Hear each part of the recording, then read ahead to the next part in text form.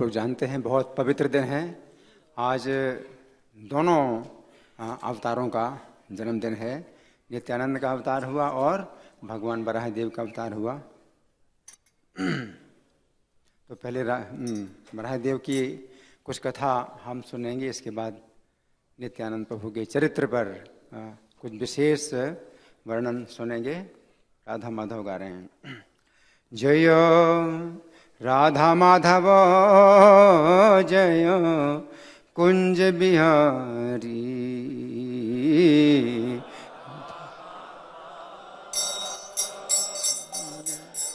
कुंज बिहारी। जय राधा माधव जय कुंज बिहारी, राधा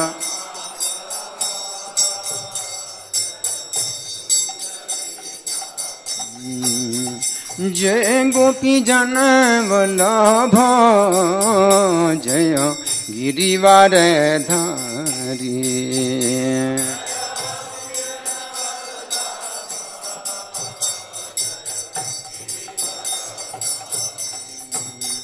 जय गोपी जन वल्लभ जय गिरिवर धारी,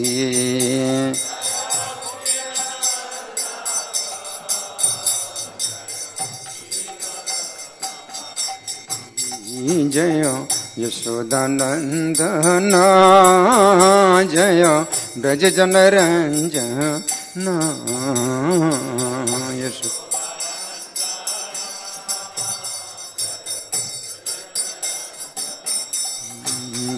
जय यशोदानंदन जय ब्रज जन रंजन,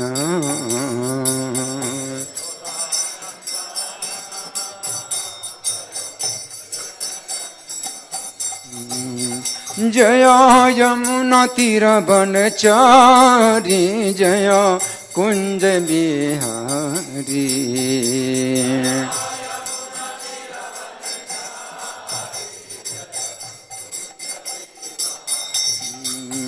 जय यमुना तीर बनचारी जय कुंज बिहारी,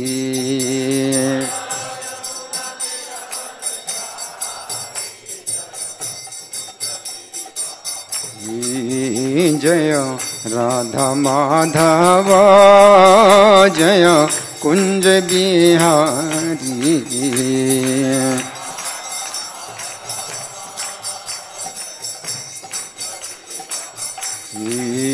जय राधा माधव जय कुंज बिहारी,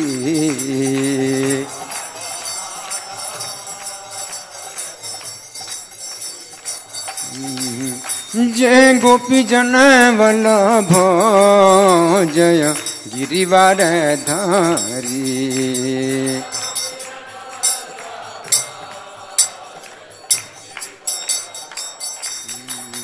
जय गोपी जन वल्लभ जय गिरिवर धारी,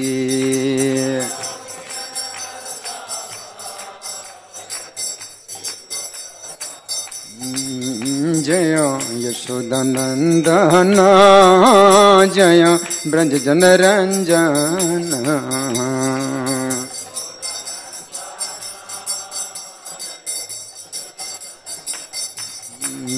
जय यशोदानंदन जय ब्रज जन रंजन,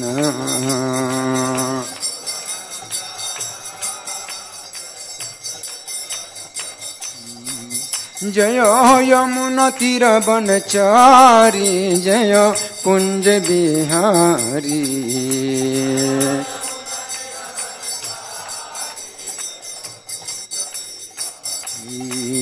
जय यमुना तीर बनचारी जय कुंज बिहारी,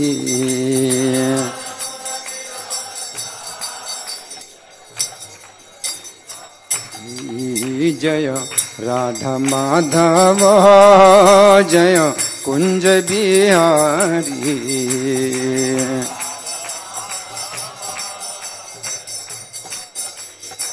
जय राधा माधव जय कुंज बिहारी।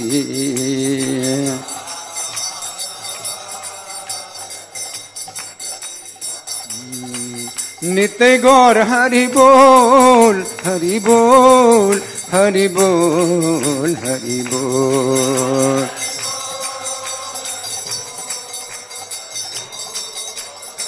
जय प्रभुपदा प्रभुपदा प्रभुपदा जय प्रभुपदा।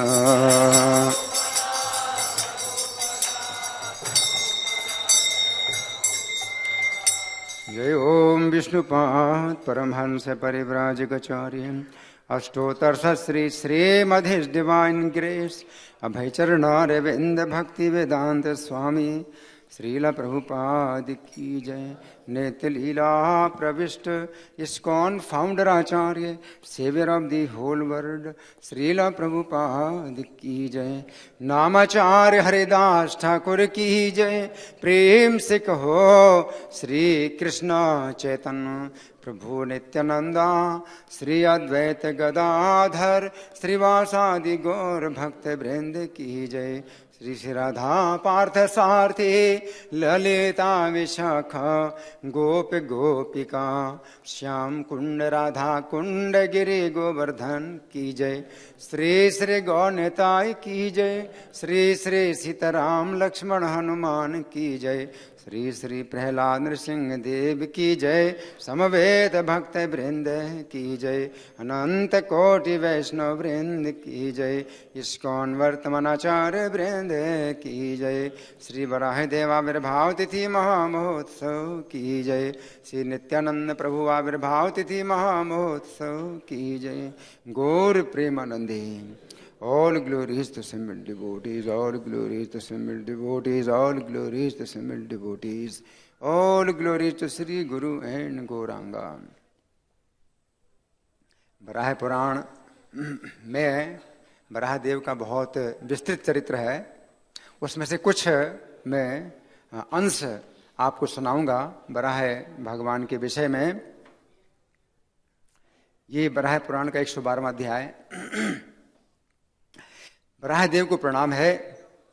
ब्रह्मपुत्र सनत कुमार को प्रणाम है। बराह देव लीलावश पृथ्वी का उद्धार करते हैं। जिनके खुरों के मध्य में स्थित सुमेरु पर्वत खन खन शब्द करता रहता है। जब पृथ्वी को उठाते हैं तो सुमेरु पर्वत उनके खुरों के बीच में आ जाता है। सुमेरु पर्वत कितना बड़ा है पता है? कितना बड़ा है सुमेरु पर्वत? 84,000 योजन ऊंचा है। पृथ्वी से बाहर निकला है 84,000 योजन, और 12 से गुणा करें तो किलोमीटर बनते हैं। तो इतना बड़ा सुमेरु पर्वत जब उन्होंने पृथ्वी को उठाया तो उनके खुरों के बीच में आ गया। तो वो खन खन शब्द की आवाज होती है सुमेरु पर्वत की, क्योंकि खुरों के बीच में बजता है, टकराता है तो आवाज उत्पन्न होती है। तो खन खन शब्द करता है सुमेरु पर्वत। नमस्तस्मै वराहाय लीलयोद्धरते महीम खुरमध्ये गतो यस्य मेरुः खण खणायते। जब वराहदेव ने पृथ्वी को आश्वस्त किया तो वहां उपस्थित सनत कुमार ने पृथ्वी से ये प्रश्न पूछा। सतेन शांतुतायां वै पृथिव्यां वै समागतः सनत कुमारस्तच्छेत्रे दृष्ट्वा तां संस्थितां महीं स्वस्तिवाच्याय पुण्याग्रे प्रत्युवाच वसुंधराम। सनत कुमार ने प्रश्न किया देवी से। किससे? पृथ्वी देवी से। हे देवी माधवी, तुम जिनको देखते हुए वृद्धि को प्राप्त करती हो, तुम जिनकी हो, उन विष्णु द्वारा धारण किए जाने पर तुमने क्या अद्भुत दर्शन किया। तो पृथ्वी से स्वयं सनत कुमार पूछ रहे हैं कि अपना अनुभव बताओ। भगवान ने जब आपको धारण किया तो आपको क्या अनुभव हुआ? तुमने साक्षात उनके मुख से जो कुछ श्रवण किया है वो यथार्थ था, मुझे बताओ।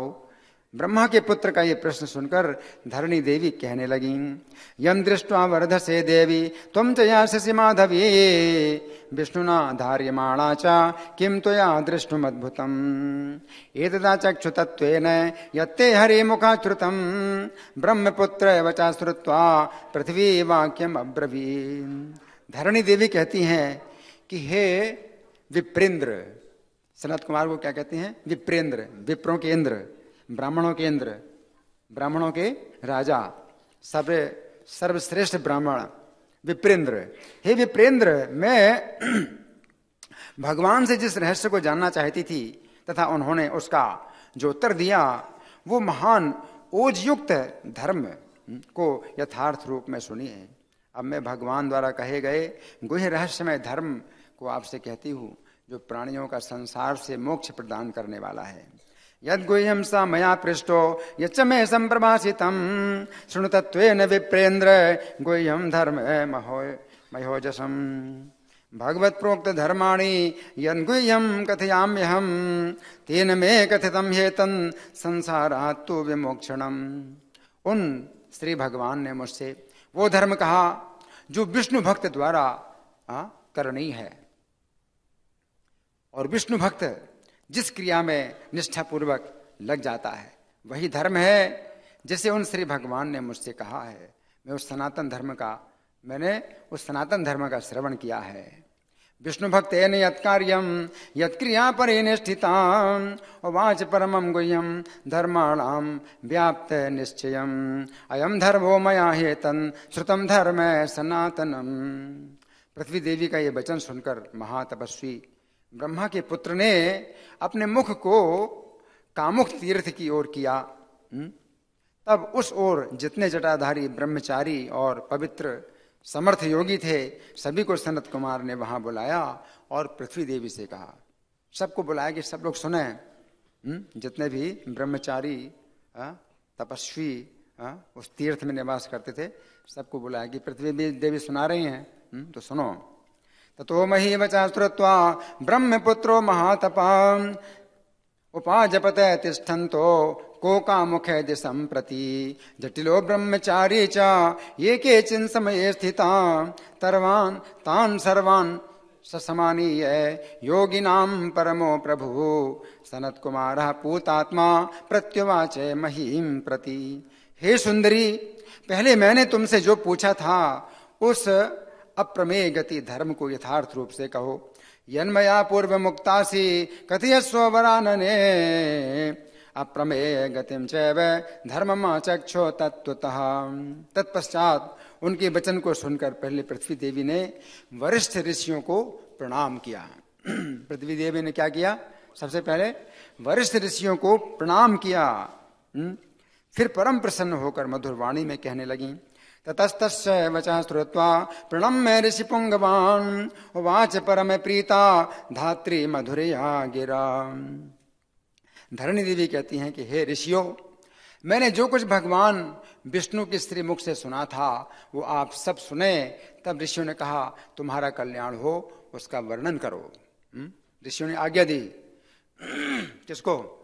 पृथ्वी देवी को, क्योंकि वो ऋषि पृथ्वी देवी से भी सीनियर हैं। तो पृथ्वी देवी जो है उनको प्रणाम करके आज्ञा मांगती हैं। ऋषि लोग आज्ञा दे रहे हैं कि कहो, उसका वर्णन करो। शृण्वन्तु ऋषिः सर्वे यत्तन् विष्णु मुखाच्छ्रुतं बाढ़मित्येव तां देवीं स्वस्ति ब्रूहीति सा ब्रवीत्। तब पृथ्वी देवी कहती है कि चंद्र, वायु, लोक, सूर्य, ताराओं आदि के नष्ट हो जाने पर सभी दिशाएं स्तंभित हो गईं। कुछ भी जानकारी नहीं मिल रही थी।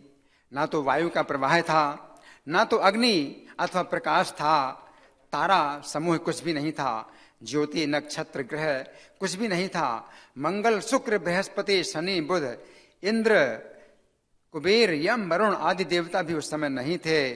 उस समय केवल ब्रह्मा, विष्णु और शिव ही विद्यमान थे। केवल 3 लोग थे। कौन 3? ब्रह्मा, विष्णु, शिव, और कुछ नहीं था। नष्ट चंद्रानिले लोके नष्ट भास्कर तारके स्तंभिताश्च दिशा सर्वा न प्रज्ञायते किंचन न वाति पवनस्तत्र न चैवाग्निर्न ज्योतिषः किंचिन् तत्र न विद्येते न तारा न च राशिः अंशवश्च न विद्यन्ते न नक्षत्रा न वा ग्रहा न चैवांगार कस्तत्र न शुक्रो न बृहस्पतिः शनैश्चर बुधो नात्र न चेन्द्रो धनदो यमः वरुणोऽपि न विद्येते नान्ये केचिन् दिवौकसः वर्जयित्वा त्रयो देवान् ब्रह्म विष्णु महेश्वरान्। ऐसे में भार से पीड़ित मैं पृथ्वी ब्रह्मा की शरण में पहुंची। 3 लोगों में से जो सबसे मेरे निकट हैं, जो सबसे छोटे हैं, जूनियर हैं, उनके पास में पहुंची। कौन है सबसे? ब्रह्मा जी। ऐसे भार से पीड़ित मैं पृथ्वी ब्रह्मा की शरण में पहुंची। वहां पहुंचकर पृथ्वी देवी दीनता पूर्वक कहने लगी, हे श्रेष्ठ देव, आप मुझ पर प्रसन्न हो जाएं, मैं भार से पीड़ित होकर डूब रही हूं। हे पितामह, आप पर्वत बनों के साथ मेरी रक्षा कीजिए। पृथ्वी भार संतप्ता ब्रह्माणं शरणं गत्वा तु शरणं देवी दैन्यं वदति माधवी प्रसीद मम देवेन्द्र मग्नाहं भार पीडिता सपर्वत बन सार्धम माम तारय पितामह। पृथ्वी की दीन प्रार्थना सुनकर लोक पितामह ब्रह्मा ने मुहूर्त पर्यंत ध्यान किया। कितनी देर ध्यान किया? मुहूर्त। एक मुहूर्त कितना है? 48 मिनट का है। तो 48 मिनट के लिए ब्रह्मा जी ने ध्यान किया। क्या सुनकर के? पृथ्वी देवी का कष्ट, कि वो भार से पीड़ित होकर के डूब रही हैं। और पृथ्वी से कहा, हे वसुंधरे, मैं तुमको इस विषम अवस्था में उबारने में असमर्थ हूं, मैं नहीं कर सकता। तुम सुरश्रेष्ठ आदि कर्ता लोकेश धनुषधारी श्री कृष्ण की शरण में जाओ, जो माया के स्वामी हैं।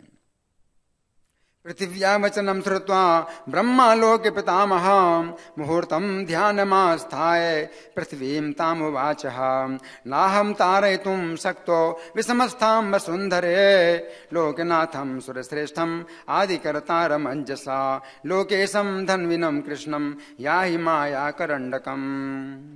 हे वसुंधरे, तुम्हारी तो बात ही क्या है, वे तो हम सब के जितने भी कार्य हैं उन सबको संपन्न करने में समर्थ हैं। तो क्या नहीं कर सकते? कोई कार्य ऐसा नहीं जो वे नहीं कर सकते।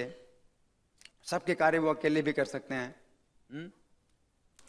सर्वेषामेव नः कार्यं यच्च किंचित् प्रवर्तते सर्वान् तारयितुं शक्तः किं पुनस्त्वां वसुन्धरे। तब वो कमल पत्र के से नेत्रों वाली नाना आभरणों से भूषित देवी अंजलिबद्ध होकर अनंत सैया पर योग निद्रा में मग्न माधव की स्तुति करने लगी। अनंत शयने देवं शयानम योगशायिनम तथा कमल पत्राक्षी नानाभरण भूषिता कृतांजलि पुटा देवी प्रसादयति माधवम। वे कहने लगी, मैं भार से पीड़िता होकर ब्रह्मदेव की शरण में गई थी। उन्होंने मेरी बातें सुनकर ये कहा कि हे देवी, मैं तुम्हारा उद्धार नहीं कर सकता। यदि तुम सागर में निमग्न हो रही हो तब वे ही तुम्हें इस संकट से उबार सकते हैं। अहम भार समायुक्ता ब्रह्माणं शरणं गता प्रत्याख्याता भगवता तेनाप्युक्तमिदं वचः नाहं तारयितुं शक्ता शुश्रोणि ब्रजमाधवं सत्वां तारयितुं शक्तो भग्नासि यदि सागरे। हे देवेश, हे लोकनाथ, जगतपते, हे माधव, मैं आपकी शरण में आई हूं। आप अपने भक्त पर कृपा करिए। आप ही आदित्य, चंद्रमा, यम तथा कुबेर हैं। आप ही वसु, वरुण, अग्नि, मारुत हैं। आप ही क्षर तथा अक्षर हैं। आप ही दिशा, विदिशा, मत्स्य, कूर्म, वराह, नरसिंह और वामन हैं। आप राम, परशुराम, कृष्ण, बुद्ध और महात्मा कल्कि हैं। ये सुना जाता है कि आप ही हजारों हजार युग व्यतीत हो जाने पर भी स्थित रहते हैं। आप योग द्वारा महान यशस्वी हैं, सदा स्थित रहते हैं। ये पृथ्वी, वायु, आकाश, जल, ज्योति, अग्नि, शब्द, स्पर्श, रूप, रस, गंध भी आप ही हैं। ये जो ग्रह सहित नक्षत्र हैं, कला, काल, मुहूर्त, ज्योति चक्र, ध्रुव नक्षत्र आदि हैं, ये सब आप ही हैं। आप ही मास, पक्ष, अहोरात्र, ऋतु, संवत्सर तथा षड्रस भी आप ही हैं। आप ही सरिता, सागर, पर्वत, महासर्प, मेरु, मलय, विंध्य, मंदराचल, दरदुर पर्वत हैं। आप ही हिमालय तथा निषद पर्वत हैं। आप ही सुदर्शन चक्र जैसे श्रेष्ठ चक्र, पिनाक जैसे उत्तम धनुष, योग शास्त्र और सांख्य शास्त्र भी हैं। सरिता सागराश्चासी पर्वताश्चा महोरगा, त्वं मेरुर्मंदरो विंध्यो मलयो दरदुरो भवान्। हिमवान् निषदश्चासी चक्रोऽसि च वरायुधा, धनूंसि च पिनाकोऽसि योगा सांख्योऽसि चोत्तमः। हे नारायण, आप लोक के आश्रयदाता हैं। आप इसको संक्षिप्त करने और विस्तार करने वाले रक्षक और उत्पादक हैं। आप यज्ञों में महायज्ञ हैं। आप यूपों में भली भांति स्थित, वेदों में साम और यजु रूप हैं। परम्परोऽसि लोकानां नारायण परायणः, संक्षिप्तं चैव विस्तारो गोप्ता क्षेप्ता च वै भवान्। यज्ञानां च महायज्ञो यूपानामसि संस्थितः, वेदानां सामवेदोऽसि यजुर्वेदो वरानन। हे देव, आप ही अंग उपांग से युक्त ऋग्वेद एवं अथर्ववेद हैं। आप ही गर्जन, वर्षण, वेधा, अनृत एवं ऋतु रूप हैं। हे विष्णु, आप ही अमृत के उत्पादक हैं, जिससे आपने लोगों को धारण किया हुआ है। आप ही प्रीति, श्रेष्ठ प्रीति और पुराण पुरुष हैं। ध्येय अध्येय रूप संपूर्ण जगत आप ही हैं। आप सातों लोगों के नाथ और संग्राहक भी हैं। अमृतम सृजसे विष्णु ये न लोकान धारयन्, त्वं प्रीतिस्त्वं परा प्रीति पुराणः पुरुषो भवान्। ध्यायाध्येयं जगत् सर्वं यच्च किंचिन् प्रवर्तते, सप्तानामपि लोकानां त्वं नाथस्त्वं च संग्रह। कौन कह रहा है? पृथ्वी देवी कह रहे हैं। किससे कह रहे हैं? हाँ, भगवान विष्णु से। आप ही काल, मृत्यु, भूत भावन, आदि, मध्य, अंत, मेधा, बुद्धि और स्मृति हैं। आप ही युग प्रवर्तक, आदित्य, पंच महातपा, प्रमाण और प्रमेय से परे, ऋषियों में भी महान ऋषि हैं। आदित्यस्त्वं योगावर्तः सचा पंच महातपा, अप्रमाण प्रमेयोऽसि ऋषीणां च महान ऋषिः। आप उग्रदंड तेजस्वी हैं। ह्री, लक्ष्मी और विजय हैं। आप नागों में अनंत और सर्पों में तक्षक हैं। आप ही उद्वह और प्रवाह वायु रूप हैं। वरुण और समुद्र भी हैं। आप द्यूत के पासा, ग्रहों में रहने वाले ग्रह देवता, सर्वात्मा, सर्वव्यापक, वर्धन और प्रमाण रूप हैं। अनंतश्चासि नागानां सर्पाणामसि तक्षकः, उद्वह प्रवहश्चासि वरुणो वारुणो भवान्। क्रीडा विक्षेपणश्चासि गृहेषु गृह देवतां, सर्वात्मकः सर्वगतो वर्धनो मान एव च। आप प्रकाशशीलों में प्रकाश करने वालों को भी प्रकाशित करने वाले हैं। आप ही युग, मनवंतर और वृक्षों में वनस्पति हैं। हे माधव, आप अंडज, उद्भिज, स्वेदज, जरायुज सबके लिए श्रद्धा के योग्य हैं। हे देवेश, हे माधव, आप समस्त दोषों के नाशक हैं। आप ही महान परमात्मा के वाहक गरुण हैं। आप श्रेष्ठ शरण हैं। आप दुंदुभि और नेमि का घोष और आकाश में भ्रमण करने वाले हैं। गरुड़ोऽसि महात्मानं वासे त्वं परायणः, दुन्दुभिर्नेमिर्घोषैश्च आकाशे गमनो भवान्। आप जय विजय, ग्रहों के ग्रह देवता हैं। आप सर्वात्मक, सर्वव्यापक, चेतन तथा मन है। आप ऐश्वर्य रूप, धर्म रूप, श्रेष्ठ परमात्मा है। आप सबके द्वारा नमस्कार किए जाने वाले हैं। आपको पुनः पुनः नमस्कार है। हे लोकनाथ, आप मुझ सागर में निमग्न होने वाली की रक्षा करने में समर्थ हैं। भगस्त्वं ऋषिलिंगश्च परस्त्वं परमात्मकः, सर्वभूत नमस्कार्यो नमो देवे नमो नमः। मां त्वं भग्नाम् असि त्रातुं लोकनाथ इहार्हसि। इस आदिकाल स्वरूप समस्त पापों को हरने वाले, कल्याण करने वाले इस स्तोत्र को दृढ़ व्रत धारण करके प्रतिदिन पढ़ता है, वो रोगों से मुक्त हो जाता है। बंधन में पड़ा व्यक्ति बंधन से मुक्त हो जाता है। इसका पाठ करने से पुत्रहीन को पुत्र की, दरिद्र को धन की, पत्नी रहित को पत्नी की, पति रहित को पति की प्राप्ति होती है। जो दोनों संध्या कालों में माधव के इस महास्तव का पाठ करता है वो निश्चित रूप से ब्रह्मलोक को प्राप्त करता है। हरि बोल। अपुत्रो लभते पुत्रम दरिद्रो धनमाप्नुयान्, अभार्यो लभते भार्याम् अपति पतिमाप्नुयान्, अबेसन्धे पठेन्यस्तु माधवस्य महास्तवम् स गच्छेन् विष्णुलोकम ही नात्र कार्या विचारणम्। यहाँ ब्रह्मलोक अनुवाद में लिखा है, इस श्लोक में लिखा है विष्णुलोक, तो विष्णुलोक की प्राप्ति होती है। हरि बोल। वराहदेव कहते हैं इस प्रकार मंत्रवादी ऋषियों द्वारा स्तुति करने पर विभु केशव देव संतुष्ट हो गए। इसके अनंतर माधव ने दिव्य योग से ध्यानस्थ होकर विचार करके मधुर वाणी में देवी से कहा, हे देवी वसुंधरे, भक्ति के कारण तुमने जो कुछ कहा है वो सब तुम्हारे भले के लिए करूंगा, जो तुम्हारे हृदय में है और वही होगा। मैं पर्वत, वन, कानन, सागर, सरिताओं के साथ सातों द्वीपों से युक्त तुम्हें धारण करूंगा। तब देवी प्रियार्थाय भक्त्या यच्च व्यवस्थितम कारयिष्यामि ते सर्वं यत्ते हृदय व्यवस्थितम अहम त्वां धारयिष्यामि सशैले वनकाननं ससागरां ससरितां सप्तद्वीपे समन्विताम्। माधव ने पृथ्वी को ये आश्वासन देकर अत्यंत तेजस्वी बराह रूप धारण करने का संकल्प कर लिया। उनका वो बराह रूप कितना ऊंचा है?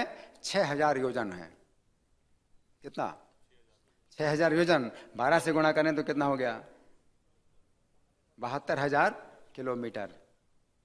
बराह भगवान का शरीर कितना ऊंचा है? 72,000 किलोमीटर, इतना ऊंचा।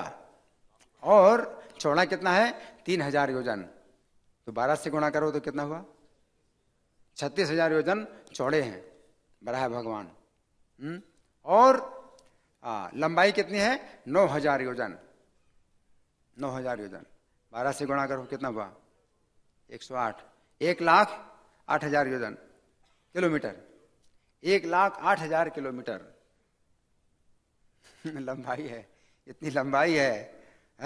उन देव ने अपनी बाईं दाढ़ पर पर्वत, वन, सातों द्वीप और नगर सहित पृथ्वी को ऊपर की ओर उठा दिया। कुछ पर्वत जो पृथ्वी से पूरी तरह लगे नहीं थे वो गिर पड़े, वो गिरेंगे ही। जो नहीं लगे थे ठीक से तो वो गिर पड़े।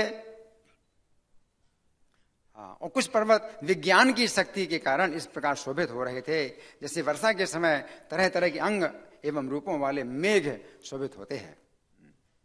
एवं आश्वासयित्वा तो वसुधां स तु माधवं रूपं संकल्पयामास वाराहं सुमहोजसं 6,000 चोच्छ्रायो विस्तारेण पुनस्त्रयः एवं 9,000 योजनानां विधाय च वामयादंश्रया गृह उज्जहारे समेदिनीं सपर्वते वनाकारां सप्तद्वीपां सपत्तनां नगाविलग्ना पतिता केचिन् विज्ञान संत्रिता शोभन्ते च विचित्रांगा मेघा वर्षागमे यथा। तो भगवान ने, उनके 2 दाढ़े हैं ना, 2 दांत निकले हैं, शूकर के 2 दांत निकले हैं। तो कौन से दांत से उठाया पृथ्वी को? कौन से दांत से? सुना कि किसने सुना? दायां और बायां 2 दांत है ना, तो कौन से दांत से उठाया? बाएं दांत से उठाया। बाएं दांत से। जैसे कृष्ण ने बाएं हाथ की सबसे छोटी उंगली से गोवर्धन पर्वत को धारण किया, जिसमें सबसे कम ताकत होती है।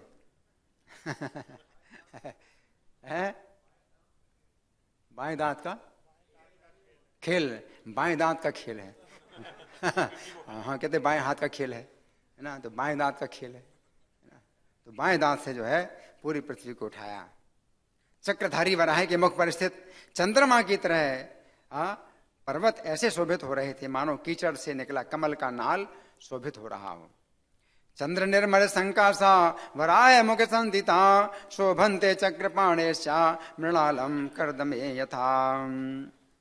वज्रदंष्ट्रा, इसलिए भगवान को क्या कहा जाता है? वज्रदंष्ट्रा। वज्रदंष्ट्रा का मतलब क्या है? दांत कैसा है? वज्र के समान है, तभी तो दांत टूटा नहीं। पृथ्वी जो है इतना भार पृथ्वी का उठाए बाएं दांत में, और दांत नहीं टूटा क्योंकि दांत काय का बना है? वज्र का बना है। इसलिए भगवान को क्या कहा जाता है?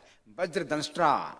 वज्रदंष्ट्रा महात्मा ने सागर सहित इस पृथ्वी को 1000 वर्षों तक धारण किया। कितना? 1000। एवं विधार्यमाणा सा पृथ्वी सागरान्विता वर्षाणाम चा सहस्रम ही वज्रदंष्ट्रेण साधुनाम। तो इस तरह से कुछ बातें मैंने वराह पुराण से ही पढ़ करके सुनाई हैं वराह भगवान के विषय में। और एक बहुत आश्चर्य की घटना हुई।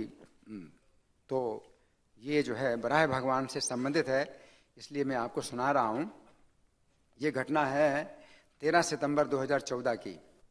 इस दिन फरीदाबाद मंदिर में मुझे प्रातःकालीन प्रवचन के लिए बुलाया गया। प्रवचन के समय मैं हरिनाम के महात्म्य से संबंधित एक कथा हरिवंश नामक ग्रंथ से पढ़कर सुना रहा था। ये हरिनाम का उस चल रहा था ना, जो 7 दिन होता है, तो हरिनाम का तो महात्म्य मैं हरिवंश से पढ़कर सुना रहा था।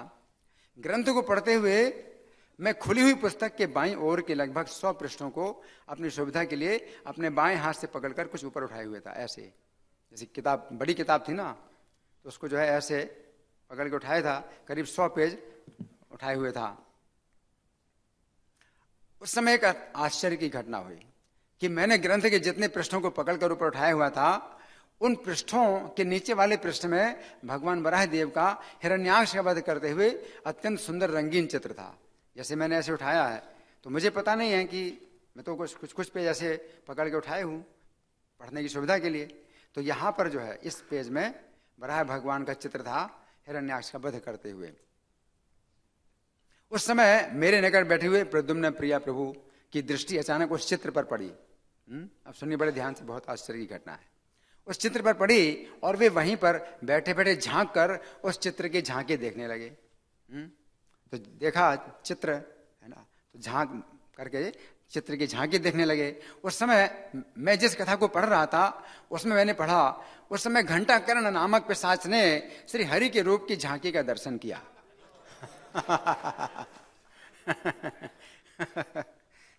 ये अत्यंत आश्चर्य की घटना हुई कि जिसमें मैंने कथा में श्री हरि के रूप की झांकी के दर्शन की बात पढ़ी, ठीक उसी समय इस घटना का मंचन इस प्रकार हुआ कि प्रद्युम्न प्रिया प्रभु ने उसी ग्रंथ में लगे हुए वराहदेव के चित्र की झांकी को झांक कर देखा।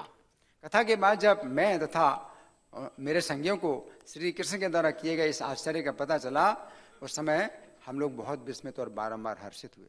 हरि बोल। अब एक अन्य आश्चर्य की घटना हुई जिसमें मैंने पढ़ा कि घंटाकर्ण ने श्री कृष्ण के रूप की झांकी का दर्शन किया।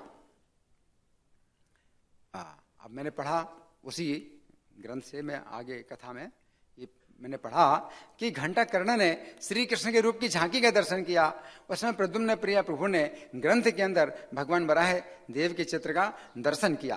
परंतु अब लगभग आधे मिनट के पश्चात मैंने पढ़ा घंटाकर्ण ने उन श्री कृष्ण की झांकी का दर्शन किया जो पूर्व काल में वराह रूप में प्रकट हुए थे। कितना आश्चर्य। ये अत्यंत आश्चर्य की घटना हुई कि जिसमें मैं प्रद्युम्न प्रिया प्रभु ग्रंथ के अंदर भगवान वराह देव के चित्र का दर्शन कर रहे थे, ठीक उसी समय मैंने ग्रंथ में वराह देव की बात पढ़कर सुनाई।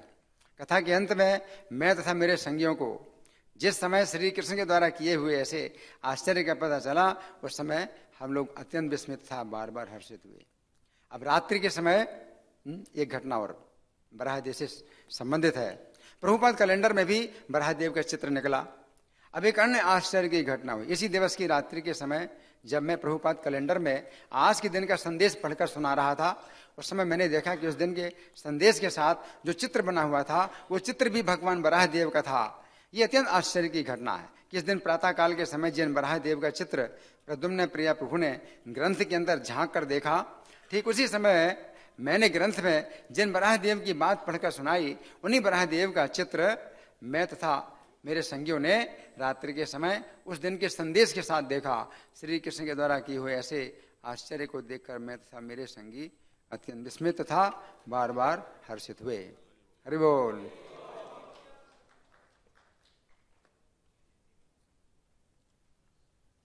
अब नित्यानंद प्रभु के विषय में हम पाठ करेंगे चैतन्य भागवत से। तो आप लोग मेरे पीछे बोले, जय जय श्री चैतन्य जय नित्यानंद, श्री अद्वैत चंद्र जय गौर भक्त वृंद, जय जय श्री चैतन्य जय नित्यानंद, श्री अद्वैत चंद्र जय गौर भक्त वृंद। श्री नित्यानंद प्रभु आविर्भाव तिथि महामहोत्सव की। तो अब ये घटना मैं जो पढ़ के सुना रहा हूँ, कल महिपालपुर के मंदिर में हमने नित्यानंद प्रभु के बारे में कुछ सुनाया था चैतन्य भागवत से। तो उनकी बचपन की लीलाएं बड़ी अद्भुत मैंने पढ़ के सुनाई। तो उसके बाद का जो घटनाक्रम है वो मैं पढ़ के सुनाऊंगा कि नित्यानंद प्रभु 12 वर्ष तक घर में रहे। कितने साल तक? 12 वर्ष तक घर में रहकर फिर तीर्थ भ्रमण के लिए चल दिए। आपने 20 वर्ष तक तीर्थों में भ्रमण किया। इसके बाद अंत में चैतन्य देव से आकर के मिले। तो चैतन्य देव से जब मिले तो कितने साल की अवस्था थी? 32 साल। 12 और 20 32 साल। तो नित्यानंद प्रभु की तीर्थ यात्रा का विवरण सुनिए। जो प्रभु नित्यानंद की निंदा करते हैं वे दुष्ट पापी हैं और पाखंडी हैं। इन्होंने सर्व जगत का उद्धार किया। इनके समान और कोई करुणा सागर नहीं है। इनकी कृपा से ही चैतन्य तत्व का ज्ञान होता है। इनके द्वारा ही चैतन्य महाप्रभु की महिमा प्रकाशित होती है। नित्यानंद तीर्थ यात्रा सोन आदि खंडे, जे प्रभु रे निंदे दुष्ट पापिष्ठ पाखंडे, जे प्रभु कार्य सर्व जगत उद्धार, करुणा समुद्र जहां वही नाही आर। हे श्रोतागण, अब आप श्री चैतन्य के परम प्रीतम नित्यानंद के तीर्थ भ्रमण का वृत्तांत सुनिए। आप लोगों से कहा जा रहा है श्रोतागण। आप लोग हैं श्रोतागण? कौन कह रहे हैं? मैं नहीं कह रहा हूं। कौन कह रहे हैं? वृंदावन दास ठाकुर कह रहे हैं। मेरे मुख से वृंदावन दास ठाकुर कह रहे हैं। और मेरे मुख से वृंदावन दास ही ठाकुर ये कथा सुना रहे हैं आप लोगों को। आप लोग वृंदावन दास ठाकुर से सुन रहे हैं ये कथा। मेरा मुख निमित्त कारण है, माध्यम है। वृंदावन दास ठाकुर सुना रहे हैं। पहले प्रभु नित्यानंद वक्रेश्वर तीर्थ पर आए। वहां से फिर अकेले वैद्यनाथ आए। वहां से गया फिर शिव जी की राजधानी काशी में पहुंचे, जहां उत्तर से होकर गंगा प्रवाहित हो रही है। फिर वहां विश्वेश्वर विराजमान है। गंगा के दर्शन कर नित्यानंद प्रभु अति हर्षित हुए। आपने स्नान किया, गंगा जल पान किया, किंतु तीव्र लालसा नहीं मिटी। प्रयाग में आकर आपने माघ महीने भर प्रातःकालीन स्नान किया। फिर वहां से प्रभु अपने पूर्व जन्म स्थान मथुरा में पधारे। पूर्व जन्म स्थान मथुरा। यमुना के विश्राम घाट पर आपने स्नान आदि किया। फिर वहां से फिर आनंद पूर्वक गोवर्धन में चले आए। प्रयागे कारीला माघ मासे प्रातः स्नान, तावे मथुराए गेला पूर्व जन्म स्थान। यमुना विश्राम घाटे कारी जल केली, गोवर्धन पर्वत बोले न कुतूहली। फिर वृंदावन आदि 12 वनों का दर्शन किया। वृंदावन एक है ना, कुल मिला के 12 वन है। महावन, गोकुल, मधुवन, तालवन, कामवन, बहुलावन, कुमुदवन, खदीरवन, भद्रवन, भांडीरवन, बिलवन, लोहेवन, वृंदावन। कुल मिला के कितने वन है? 12 वन है। सभी वनों में प्रभु नित्यानंद पधारे और भ्रमण किया। गोकुल में नंदराज का भवन देखा और निवास स्थान देखकर आप वहां बैठ गए और बहुत ऊंचे स्वर में रोने लगे। बहुत ऊंचे स्वर में खूब जोर जोर से रो रहे हैं। कहां पर? नंद भवन में। नंद भवन में बहुत जोर जोर से रो रहे हैं। क्यों? पिछले जन्म की याद आ रही है?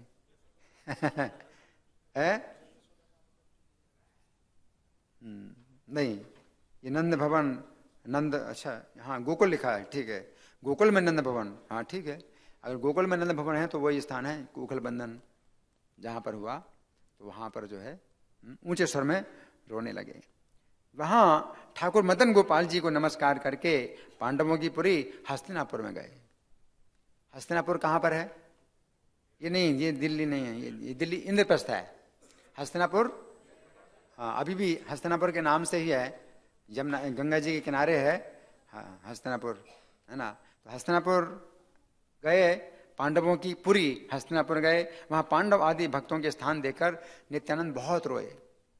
पांडवों के स्थानों को देखकर बहुत रोए, किंतु हस्तिनापुरवासी भक्ति शून्य हृदय होने से इनके रोने का कारण ना जान सके। हस्तिनापुरवासी कैसे हैं? सब अनाड़ी हैं। वो जो है इनके प्रेम को नहीं देख सकते, वो समझ में ही नहीं पाए क्यों रो रहे हैं। रो रहे हैं तो रो रहे हैं, रोते रहे, वो अपने काम में लगे हैं।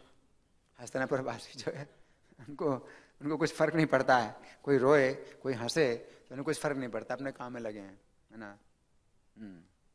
हस्तिनापुर में बलराम की मूर्ति का दर्शन करके हलधर त्राही माम कहकर उन्हें नमस्कार किया। अपनी मूर्ति का दर्शन किया तो हलधर त्राही माम कहकर नमस्कार किया। वहां से प्रभु नित्यानंद द्वारका आए, आनंद पूर्वक समुद्र में स्नान किया। भक्त स्थान देखी प्रभु कार्य ने क्रंदन, ना बुझे तीर्थ के भक्ति शून्य रे कारण। भले राम कीर्ति देखी हस्ती नाना गारे, त्राही हल धर बलि नमस्कार करे। तवे द्वारकाए आई लेन नित्यानंद, समुद्र करीला स्नान हाइला आनंद। वहां से नित्यानंद प्रभु त्रितकूप गए, फिर बद्रिकाश्रम पहुंचे, उसके बाद ब्रह्म तीर्थ गए, वहां से चक्र तीर्थ गए, वहां से प्रतिश्रोता पर गए।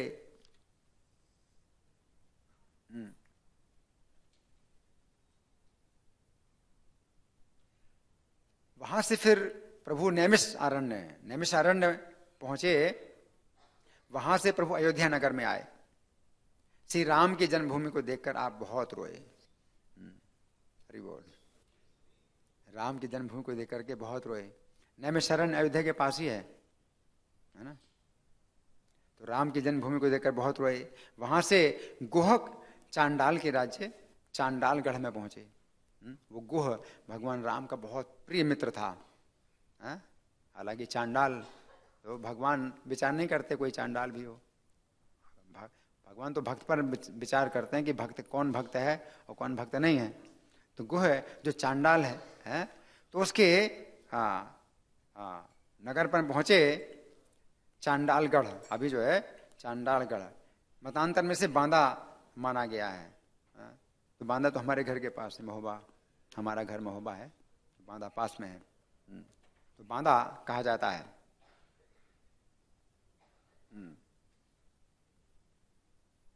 यहां आकर प्रभु महामूर्छा में पड़ गए।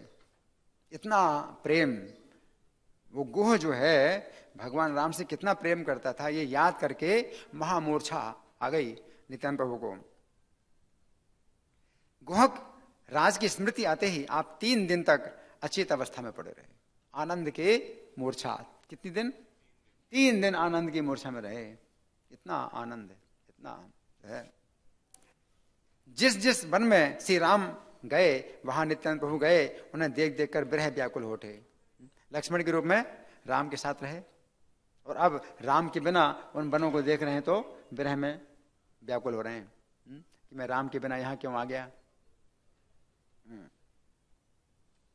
तवे गेला गुहक चंडाल राज्य जथा, महामूर्छा नित्यानंद पाई लेने तथा। गुहक चंडाल मात्र हाइल स्मरण, 3 दिन आछिला आनंद अचेतन।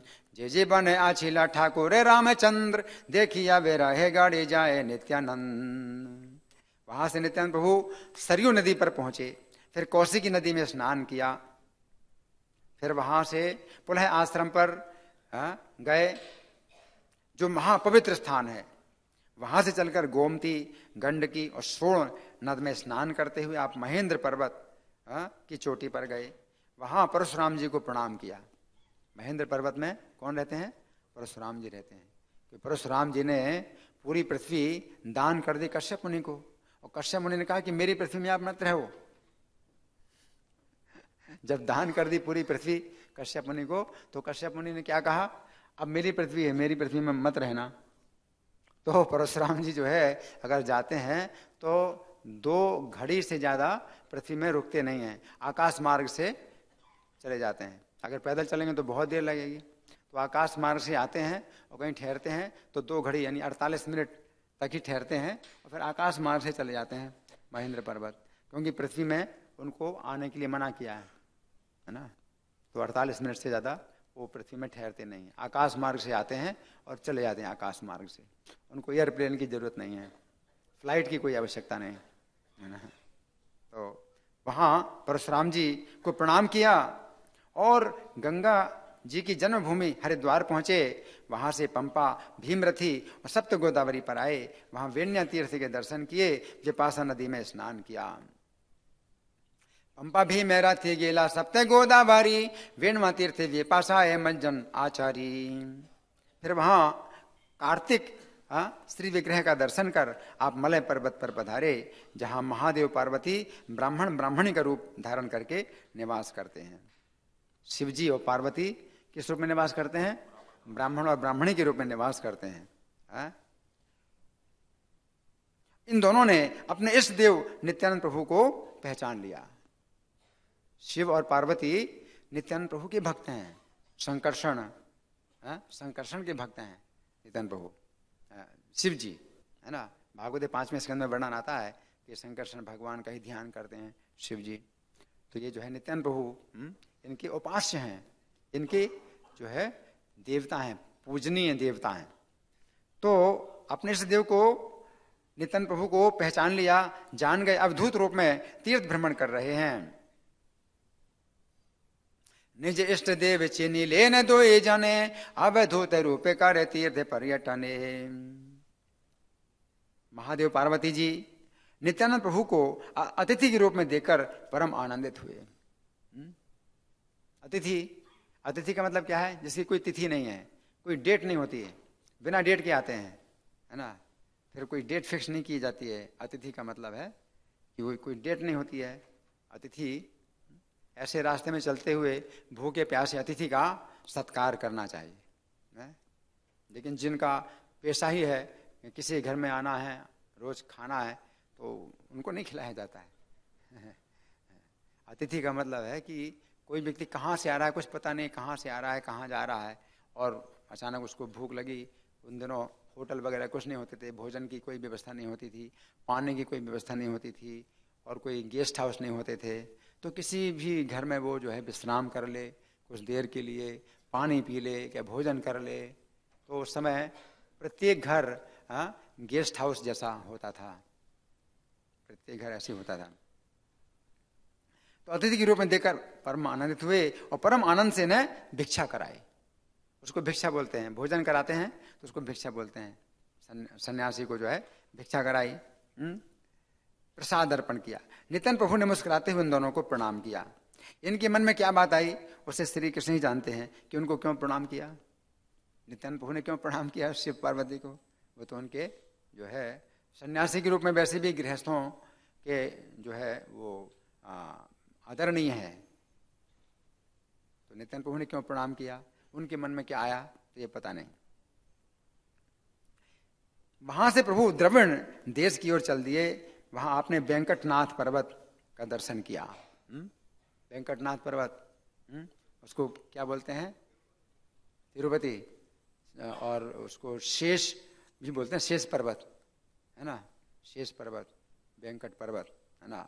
उसका दर्शन किया और दक्षिण मथुरा इन मदुरा के दर्शन किए। वहां से कांची और श्रेष्ठ कावेरी के तट पर आए। फिर श्री रंगम स्थान पर आए, वहां से हरि क्षेत्र की ओर प्रस्थान किया। वहां से ऋषभ पर्वत और दक्षिण मथुरा, कृतमाला, ताम्रपर्णी नदी, उत्तरी मथुरा होते हुए मलयाचल पर्वत पर गए, जहां अगस्त मुनि का आश्रम है। नित्यानंद प्रभु के दर्शन कर वे आनंदित हुए। अगस्त मुनि रहते हैं कहां पर? मलयाचल पर्वत में। ऋषभ पर्वत गेला दक्षिण मथुरा, कृत्यमाला ताम्रपर्णी यमुना उत्तरा। मलय पर्वत गेला अगस्त आलय, तहां राव हृष्ट हिला देखी महाशय।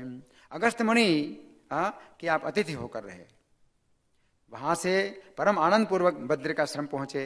वहां कुछ दिन आप श्री नर नारायण के परम निर्जन आश्रम पर रहे। नर नारायण का आश्रम परम निर्जन है, बहुत निर्जन है। क्यों निर्जन है?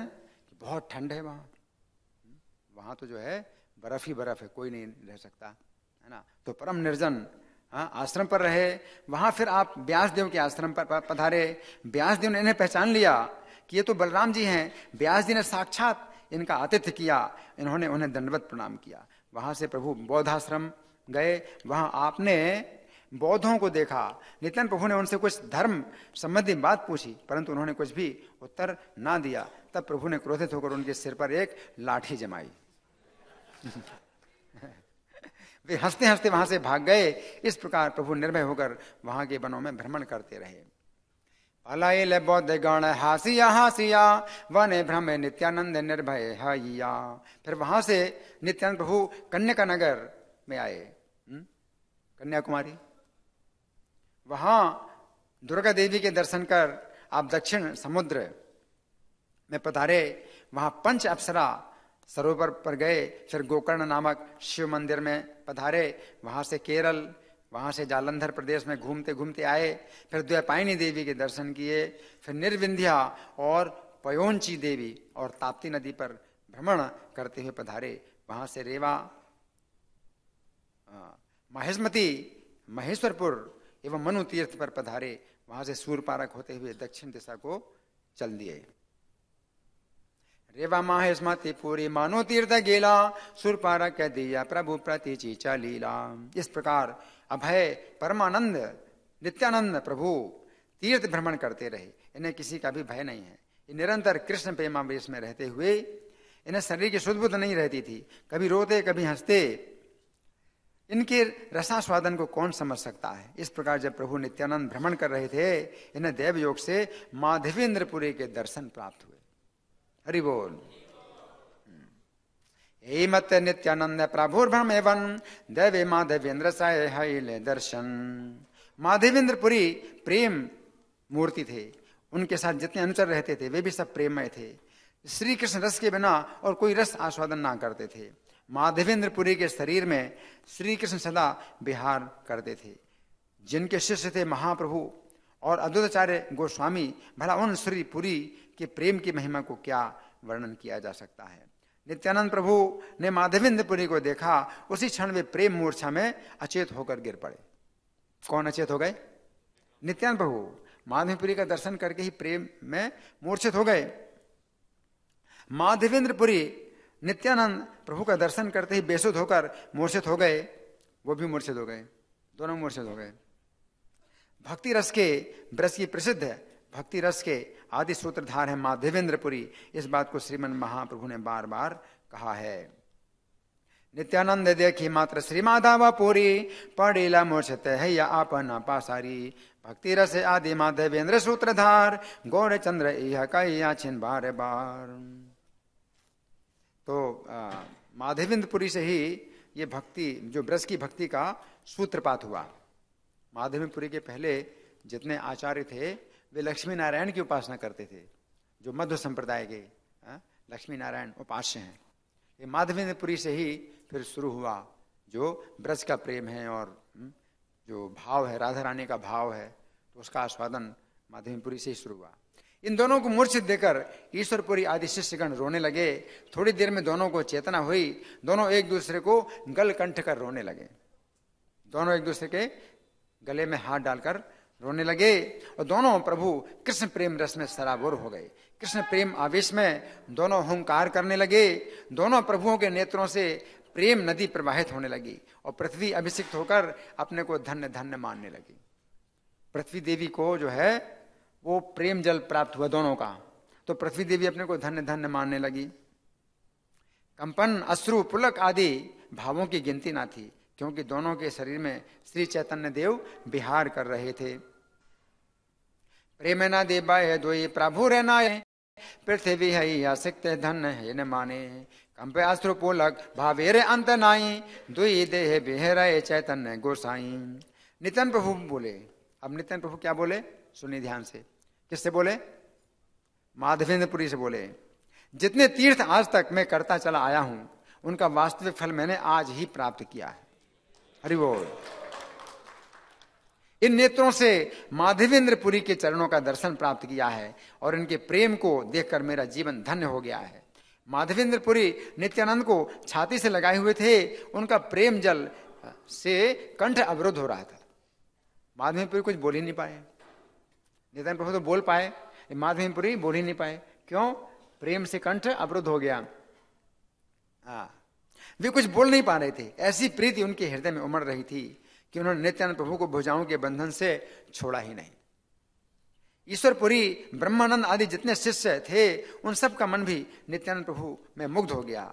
उस वन में और जितने साधक रह रहे थे, उनसे बात करने पर इन्होंने किसी के शरीर में कृष्ण प्रेम का भाव नहीं देखा। सब तपस्वी हैं और एकांत में गंभीरता से वो तपस्या करते हैं, लेकिन कृष्ण प्रेम में उनका कुछ भी रुचि नहीं है। कृष्ण की चर्चा में, कृष्ण के प्रेम में कोई रुचि नहीं है। तपस्वी हैं, गंभीर हैं बस, और कोई उनके अंदर वो चीज नहीं है जो कि तपस्या का असली फल है। कृष्ण प्रेम वो नहीं है। श्री पुरी और उनके शिष्य लोगों ने उनसे, श्री पुरी और उनके शिष्य उन लोगों से बातचीत नहीं करते थे, किंतु मन में अति दुख पाते थे। तपस्या में लगे हैं, फिर क्या फायदा है? कृष्ण की चर्चा, कृष्ण में उनकी कोई रुचि ही नहीं है। तपस्या बड़ी जो है कठोर तपस्या कर रहे हैं, लेकिन कृष्ण प्रेम उनके अंदर बिल्कुल नहीं है, शून्य है। क्योंकि उनकी बातें सब भक्तिहीन हुआ करती थी, इसलिए वे वन में साधकों को देखते फिरते थे कि कोई कृष्ण प्रेमी तो मिले। कोई कृष्ण प्रेमी नहीं मिलता था। आज श्री पुरी का और नित्यानंद प्रभु का वो सब दुख दूर हो गया। नित्यानंद प्रभु भी किसी से बात करना चाहते हैं तो कोई है ही नहीं जो कृष्ण की कथा में रुचि ले। तो नित्यानंद प्रभु भी बड़े निराश और माधवेंद्रपुरी भी बड़े निराश, लेकिन दोनों जब मिले तो फिर कितना आनंद हुआ होगा। ये सोचने वाली बात है। आज माधवेंद्रपुरी और नित्यानंद प्रभु का वो सब दुख नष्ट हो गया। एक दूसरे को देखकर दोनों में कृष्ण प्रेम ही प्रकाशित हो उठा। हरि बोल। सभे पाए न दुख जन संभासिया, अतएव बने सबे भ्रमे न देखिया। अन्योन्य से सब दुखे रह हैलनाश, अन्योन्य देखी कृष्ण प्रेमे रे प्रकाश। उस दिन नित्यानंद प्रभु माधवेंद्रपुरी के साथ साथ वनों में भ्रमण करते रहे और श्री कृष्ण कथा के परम आनंद में भ्रमण करते रहे। श्री पुरी का चरित्र अति अद्भुत है। वे मेघ को देखकर अचेतन हो जाते थे। मेघ को देखे, क्यों? कि कृष्ण का भी शरीर मेघ श्याम है, मेघ के समान श्यामल है, तो देख करके अचेत हो जाते थे। दिन रात शराबी की भांति कृष्ण प्रेम में उन्मत्त होकर कभी हंसते, कभी रोते और कभी हाय हाय करते रहते। नित्यानंद प्रभु गोविंद के रस में मतवाले होकर रहते थे, अट्टहास करते और गिरते पड़ते रहते थे। इन दोनों के अद्भुत भावों को देखकर शिष्यगण निरंतर हरि हरि बोलकर कीर्तन करते रहते। प्रेम रस में कोई ये नहीं जानता था कि कब दिन हुआ और कब रात। हरि बोल। कितना समय हुआ, कितनी देर हो गई, कोई भी ना जान सकता था। घड़ी तो थी ही नहीं, घड़ी तो थी नहीं। दिन रात से कुछ अंदाजा लगता था तो वो भी नहीं। उसका भी जो है पता नहीं चलता, दिन रात का भी पता नहीं चलता है। दोहारे अद्भुत भाव देखी शिष्य गण ने रेवदी हरि बोले कर ये कीर्तन।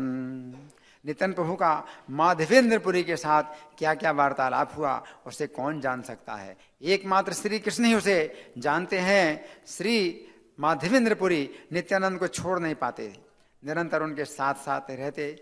माधवेंद्रपुरी कहते, ऐसा प्रेम मैंने कहीं नहीं देखा और इस प्रकार मेरा महातीर्थ भ्रमण भी कहीं नहीं हुआ है।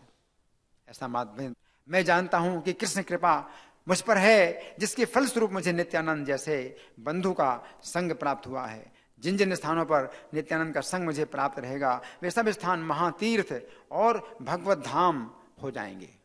हरि बोल। माधवेंद्रपुरी ने ऐसा कहा। तो माधवेंद्रपुरी नित्यानंद प्रभु को अपना आराध्य जानते हैं और नित्यानंद प्रभु माधवेंद्रपुरी को अपना गुरु मानते हैं। तो नित्यानंद प्रभु का जो विचार है वो ज्यादा बलवान है, ज्यादा महत्वपूर्ण है। इसलिए माधवेंद्रपुरी के बाद नित्यानंद प्रभु को बताया गया कि वो शिष्य हैं। नित्यानंद प्रभु को माधवेंद्रपुरी का शिष्य माना गया, है ना, जबकि दोनों एक दूसरे के आराध्य हैं, है ना।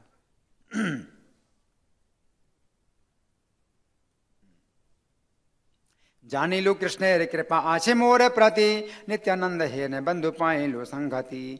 जिस स्थान यदि नित्यानंद संग है, से स्थान सर्व तीर्थ वैकुंठादि मय। नित्यानंद प्रभु कैसे भक्त हैं, उनका कैसा चरित्र है, ये जो कानों से सुनेगा उस व्यक्ति को अवश्य श्री कृष्ण चंद्र की प्राप्ति होगी। जिस व्यक्ति का श्री नित्यानंद प्रभु के प्रति आधे तिल भी द्वेष रहेगा, ये भी समझ लो। जिस व्यक्ति का नित्यानंद प्रभु के प्रति आधे तिल भी द्वेष रहेगा, भक्त होते हुए भी, भक्ति साधन करते हुए भी वो श्री कृष्ण का कभी प्रिय नहीं होगा।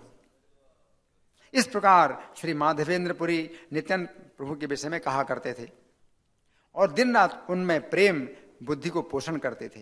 नित्यानंद प्रभु श्री माधवेंद्रपुरी के प्रति गुरु बुद्धि करते, अपना गुरु मानते, इसके अतिरिक्त और कोई भाव ना रखते। इस प्रकार दोनों महामती एक दूसरे के प्रति भाव पोषण करते और कृष्ण प्रेम में विभोर हो रहते। कहाँ दिन गया कहाँ रात ये नहीं जान पाते थे। माधवेंद्र प्रति नित्यानंद महाशय, गुरु बुद्धि व्यतिरिक्त आर्य न कर। हे मत अन्योन्य दो ही महामती, कृष्ण प्रेम न जाने न को था दीवा राती। इस प्रकार नित्यानंद प्रभु श्री माधवेंद्रपुरी के साथ रहकर अंत में रामेश्वर की तरफ चले गए और माधवेंद्रपुरी सरयू के दर्शन करने के लिए चले गए। तो अलग अलग दिशाओं में चले गए, विपरीत दिशाओं में चले गए। नित्यानंद प्रभु रामेश्वर दक्षिण की तरफ गए और पुरी जो है सरयू की तरफ गए, उत्तर की तरफ। कृष्ण आवेश में अपने शरीर की शुद्ध बुद्धि दोनों भूले रहते थे, इसीलिए दोनों के बिछुड़ने पर दोनों के प्राणों की रक्षा हो गई। यदि उन्हें शरीर की शुद्ध बुद्धि रहती तो फिर एक दूसरे का विरह कैसे सहन कर सकते थे। उस विरह में तो उनके प्राण ही चले जाते। नित्यानंद प्रभु और माधवेंद्रपुरी के मिलन की कथा को जो सुनता है उसे कृष्ण प्रेम धन प्राप्त होता है। माधवेंद्र चालीला सरजू देखी बारे, कृष्णावेश कहो ने जदे नहीं स्मारे। अतएव जीने जीवनेर रक्षा से बेरहे, बाह्य था कि ले किसे बेरहे प्राण रहे। नित्यानंद माधवेंद्र दो ही दर्शन, जे सोना ये तारे मेले कृष्ण प्रेम धन। इस प्रकार नित्यानंद प्रभु प्रेम रस में विभोर होकर भ्रमण करते हुए कुछ दिन में रामेश्वर आ पहुंचे। वहां धनु तीर्थ में स्नान कर रामेश्वर गए। वहां से आप विजय नगर आए, जो विद्यानगर के नाम से प्रसिद्ध है। वहां से मायापुरी आए, वहां से अवंती यानी उज्जैन और गोदावरी पर आए। वहां से जीअड़ आए, जहां नरसिंह देव का श्री विग्रह विराजमान है। जीअड़ नरसिंह है ना। वहां से तिरुमल आए, वहां से कुर्मनाथ पुण्य क्षेत्र में आए, जहां कुर्म अवतार हुआ। वहां से जगन्नाथपुरी के दर्शन करने गए। जगन्नाथ मंदिर की ध्वजा देखने मात्र से ही नित्यानंद मूर्छित हो गए। हरि बोल। जगन्नाथ जी का जो है, जो क्या देखा, ध्वजा, मंदिर की ध्वजा देख करके ही नित्यानंद प्रभु मूर्छित हो गए। वहां आपने चतुर्व्यूहात्मक जगन्नाथ जी के दर्शन किए। चतुर्व्यूह जगन्नाथ सुभद्रा बलदेव और सुदर्शन, चतुर्व्यूह नामक जगन्नाथ जी के दर्शन किए और जो अपने परिकर भक्तों के साथ परम आनंद पूर्वक पुरी में आविर्भूत हुए हैं। आइले नीला चाले चंद्रे रे नागारे, ध्वजा देखी मात्र मूर्छा हाइला सारी रे। देखी लेने चतुर्व्यूह रूप जगन्नाथ, प्रकट परमानंद भक्त वर्ग साथ है। जगन्नाथ जी के दर्शन करते ही ये आनंद में मूर्छित हो गए। कुछ चेतना आई, फिर बेसुध होकर पृथ्वी पर गिर गए। बीच में कुछ चेतना आई, फिर से मूर्छित हो गए। कंपन, पसीना, पुलक, अश्रु, पछाड़, हुंकार आदि परिवर्तनों से शोभित होने लगे। प्रभु के इन परिवर्तनों का कौन वर्णन कर सकता है। इस प्रकार आप कुछ दिन नीलाचल में वास कर आनंद पूर्वक गंगा सागर पर आए। नित्यानंद प्रभु की समस्त तीर्थ यात्रा का कौन वर्णन कर सकता है। उनकी कृपा से मैंने उसका कुछ यहाँ वर्णन किया है। हरि बोल। ए मत कथो दिन वासी नीला चले, देखी गंगा सागर आईला कुतूहले। तान तीर्थ यात्रा सबके पारे का ही थे, किछु लिखी लांग मात्र तारे कृपा हिते। इस प्रकार श्री नित्यानंद तीर्थ भ्रमण करके फिर मथुरा में चले आए और निरंतर श्री वृंदावन में रहने लगे। श्री कृष्ण आवेश में आपको दिन रात का भान नहीं रहता था, कुछ भी खाते पीते ना थे, कभी थोड़ा बहुत दूध पी लेते, वो भी यदि कहीं से बिना मांगे मिल जाए। नित्यानंद प्रभु जो है, प्रभु नित्यानंद के मन में ऐसा स्फुरन होने लगा कि गौरचंद्र नवद्वीप में गुप्त भाव से विहार कर रहे हैं। सोचने लगे श्री गौरचंद्र अपने स्वरूप का ऐश्वर्य जब प्रकाशित करेंगे तभी मैं वहां जाकर उनकी सेवा करूंगा। भगवान चैतन्य जब चाहेंगे तब मैं जाऊंगा। तो मथुरा में रह करके वो प्रतीक्षा कर रहे हैं कि जब भगवान चैतन्य अपना प्रकाश करेंगे, क्योंकि इस समय श्री चैतन्य अध्यापक की लीला कर रहे हैं, विद्या रस में विहार कर रहे हैं, भक्ति का प्रकाशित नहीं कर रहे हैं, भक्ति को प्रकाशित नहीं कर रहे हैं, शिक्षक का कार्य कर रहे हैं और शिष्यों के साथ में विद्या रस का आस्वादन करते हैं। तो नित्यानंद प्रभु अभी रुके हुए हैं। जब वो गया की यात्रा करेंगे, गया की यात्रा के बाद फिर भक्ति प्रकाशित होगी और नित्यानंद प्रभु को याद करेंगे, तब नित्यानंद प्रभु जाएंगे। इस बात को मन में जानकर आप मथुरा त्याग कर नवद्वीप नहीं गए। ए मानस के कार्य नित्यानंद राय, मथुरा छाड़े या नवद्वीप नहीं जाए। आप निरंतर यमुना के जल में विहार करते रहते, शिशुओं के साथ वृंदावन की धूलि में खेला करते। यद्यपि नित्यानंद प्रभु सर्वशक्तिमान थे, किंतु उन्होंने किसी को भी कृष्ण भक्ति प्रदान ना की, नहीं दिया। क्यों नहीं दिया? जब आज्ञा देंगे भगवान चैतन्य, है ना, तो वही तब जो है कृष्ण भक्ति किसी को प्रदान करेंगे, है ना। जब श्री गौरचंद्र प्रभु अपना प्रकाश करेंगे, उनकी आज्ञा से फिर ये भक्ति दान की लीला आरंभ करेंगे।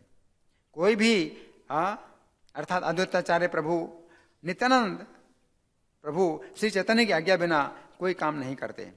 इनमें कोई छोटा बड़ा घटित नहीं होता, चाहे अनंत हो या शिव अथवा ब्रह्म आदि देवता, सभी श्री चैतन्य की आज्ञा से सृष्टि उत्पन्न करते हैं, पालन करते हैं। इस बात से जो व्यक्ति दुख पाते हैं वे पापी हैं। उन पापियों का मुख वैष्णवों को नहीं देखना चाहिए।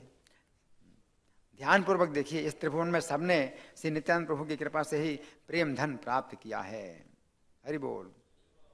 यह ते जे पापी गण माने दुखे पाए, वैष्णवेर अदृश्य से ही पापी सर्वे थाए। साक्षात ये देखे सबे ये त्रिभुवने, नित्यानंद द्वारा पाई लेने प्रेम धने। नित्यानंद प्रभु श्री चैतन्य महाप्रभु के आदि भक्त हैं। जैसे गोविंदम आदि पुरुषम, तो भगवान आदि पुरुष हैं, उसी में नित्यानंद प्रभु आदि भक्त हैं। आदि भक्त हैं, श्री चैतन्य के आदि भक्त हैं। इनकी जीवा पर सदा श्री चैतन्य का नाम गुण स्फुरित होता रहता है। दिन रात श्री चैतन्य की कथा कहते हैं, अतः इनका भजन करने से चैतन्य भक्ति का उदय होता है। आदिदेव नित्यानंद प्रभु की जय हो, जय हो। इनकी कृपा से श्री चैतन्य की महिमा स्फुरित होती है और श्री चैतन्य की कृपा से ही नित्यानंद प्रभु में भक्ति प्राप्त होती है। हरि बोल। नित्यानंद प्रभु के आश्रित होने पर कहीं भी कोई आपत्ति नहीं है। जो व्यक्ति नित्यानंद प्रभु का भजन करेगा वही संसार से पार हो सकेगा और भक्ति सागर में वही डूबेगा। हरि बोल। कोई कहता है नित्यानंद सी बलराम है, दूसरा कहता है चैतन्य के अति प्रेमी है। नित्यानंद को कोई सन्यासी कहते हैं, दूसरे उन्हें भक्त कहते हैं, कोई उन्हें ज्ञानी कहते हैं। जिसकी जैसी इच्छा हो उन्हें वैसा मान ले। आदिदेव जय जय नित्यानंद राय, चैतन्य महिमा स्फुरे जहाँ रे कृपाए। चैतन्य कृपाए है नित्यानंद रति, नित्यानंद जानी ले आपद नाही कति। श्री चैतन्य के नित्यानंद क्या नहीं है, वे सब कुछ हैं। उनके चरण कमल सदा मेरे हृदय में विराजमान रहे। ये प्रार्थना है, वृंदावन दास ठाकुर की प्रार्थना है। इतने विनय पूर्वक अनुरोध पर भी जो पापी नित्यानंद प्रभु की निंदा करते हैं, उनके सिर पर तो मैं लाठी दे मारूं ऐसा मन करता है।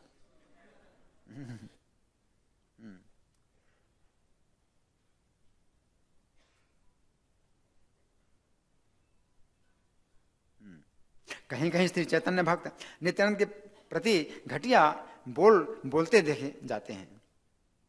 वे केवल स्तुति वचन ही हैं।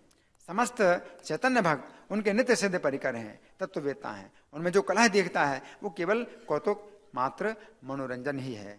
कभी अद्वैताचार्य नित्यानंद की निंदा करते हैं तो वो कौतुक में जो है हाँ? प्रेम कलह होता है। और नित्यानंद अद्वैत की अगर निंदा करते हैं तो वो भी प्रेम कलह है। नित्यानंद प्रभु किसी को भी निंदा करने में निवृत्त नहीं करते। जो उनके पदाश्रित होते हैं, उनके अनुगत होते हैं, उन्हें गौरचंद्र की प्राप्ति होती है। इथे एक जन निरपक्ष जे हैया पक्ष से अन्य जन निंदा कर छय जाए से नित्यानंद स्वरूपे से निंदना लो जाए तोर पथे थाकिले से गौर चंद्र पाए। अहो ऐसा दिन कब होगा कि मैं श्री चैतन्य नित्यानंद के दर्शन प्राप्त करूंगा, जब वे चारों ओर से भक्तों से घिरे होंगे। सर्वतो भाव से नित्यानंद प्रभु को स्वामी जानकर उनके चरणाश्रित होकर मैं श्री गौरचंद्र का भजन करूंगा। मेरा यह अभीष्ट है कि नित्यानंद प्रभु के चरणों के आश्रित होकर मैं जन्म जन्म श्री भगवत तत्व भक्ति का अनुशीलन करूं। श्री गौरचंद्र महाप्रभु की जय हो, जय हो। आपने मुझे श्री नित्यानंद प्रभु को दिया और आपने उन्हें फिर मुझसे ले लिया, तथापि हे महाप्रभु ऐसी कृपा कीजिए कि आप में और उनमें मेरी चित्त वृत्ति सदा लगी रहे। नित्यानंद आपके परम भक्त हैं, आपके दिए बिना उन्हें कौन प्राप्त कर सकता है। नित्यानंद प्रभु वृंदावन में भ्रमण कर रहे हैं, किंतु जब तक श्री गौरचंद्र अपने को प्रकाशित नहीं करते तब तक आप भी गुप्त भाव से विचरण करते हैं। श्री नित्यानंद प्रभु की तीर्थ यात्रा का ये प्रसंग जो सुनेगा, सुनना है आप लोग, नित्यानंद प्रभु की तीर्थ यात्रा का ये प्रसंग जो सुनेगा उसे प्रेम धन की प्राप्ति होगी। हरि बोल। श्री कृष्ण चैतन्य नित्यानंद प्रभु जिनके जीवन प्राण हैं, वे वृंदावन दास ठाकुर उनके चरणों के सानिध्य में उनके नाम गुण लीला यश का गान करते हैं।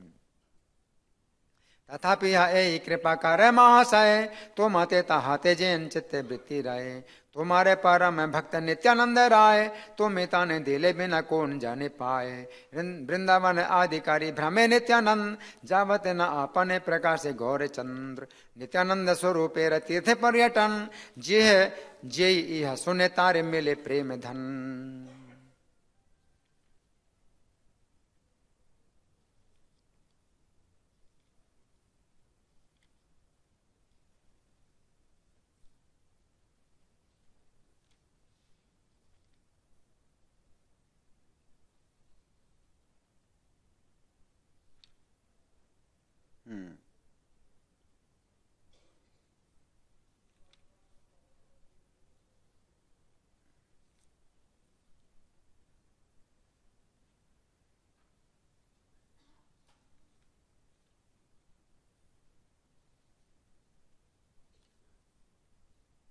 एक सुंदर, बहुत सुंदर लीला है जो कि मैं सुनाना चाहता हूं।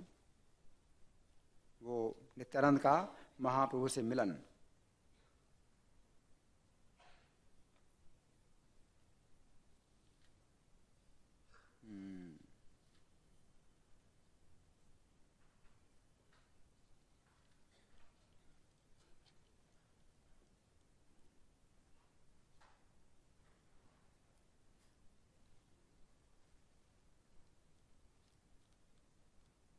हम्म 262 है।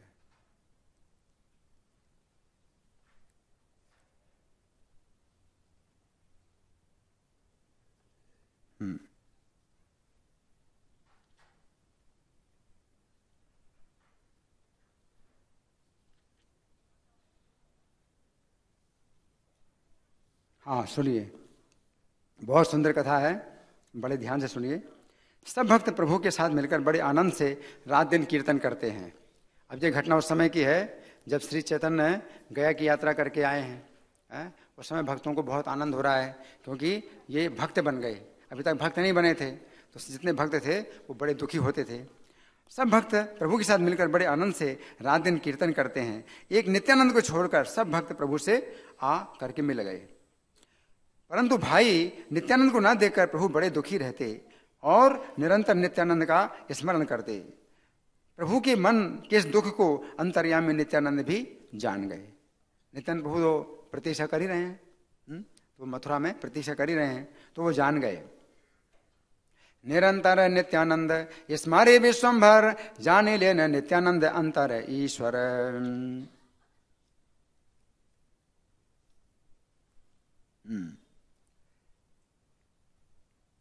तो राढ़ देश में एक चाका नामक एक ग्राम है जहां नित्यानंद भगवान का जन्म हुआ।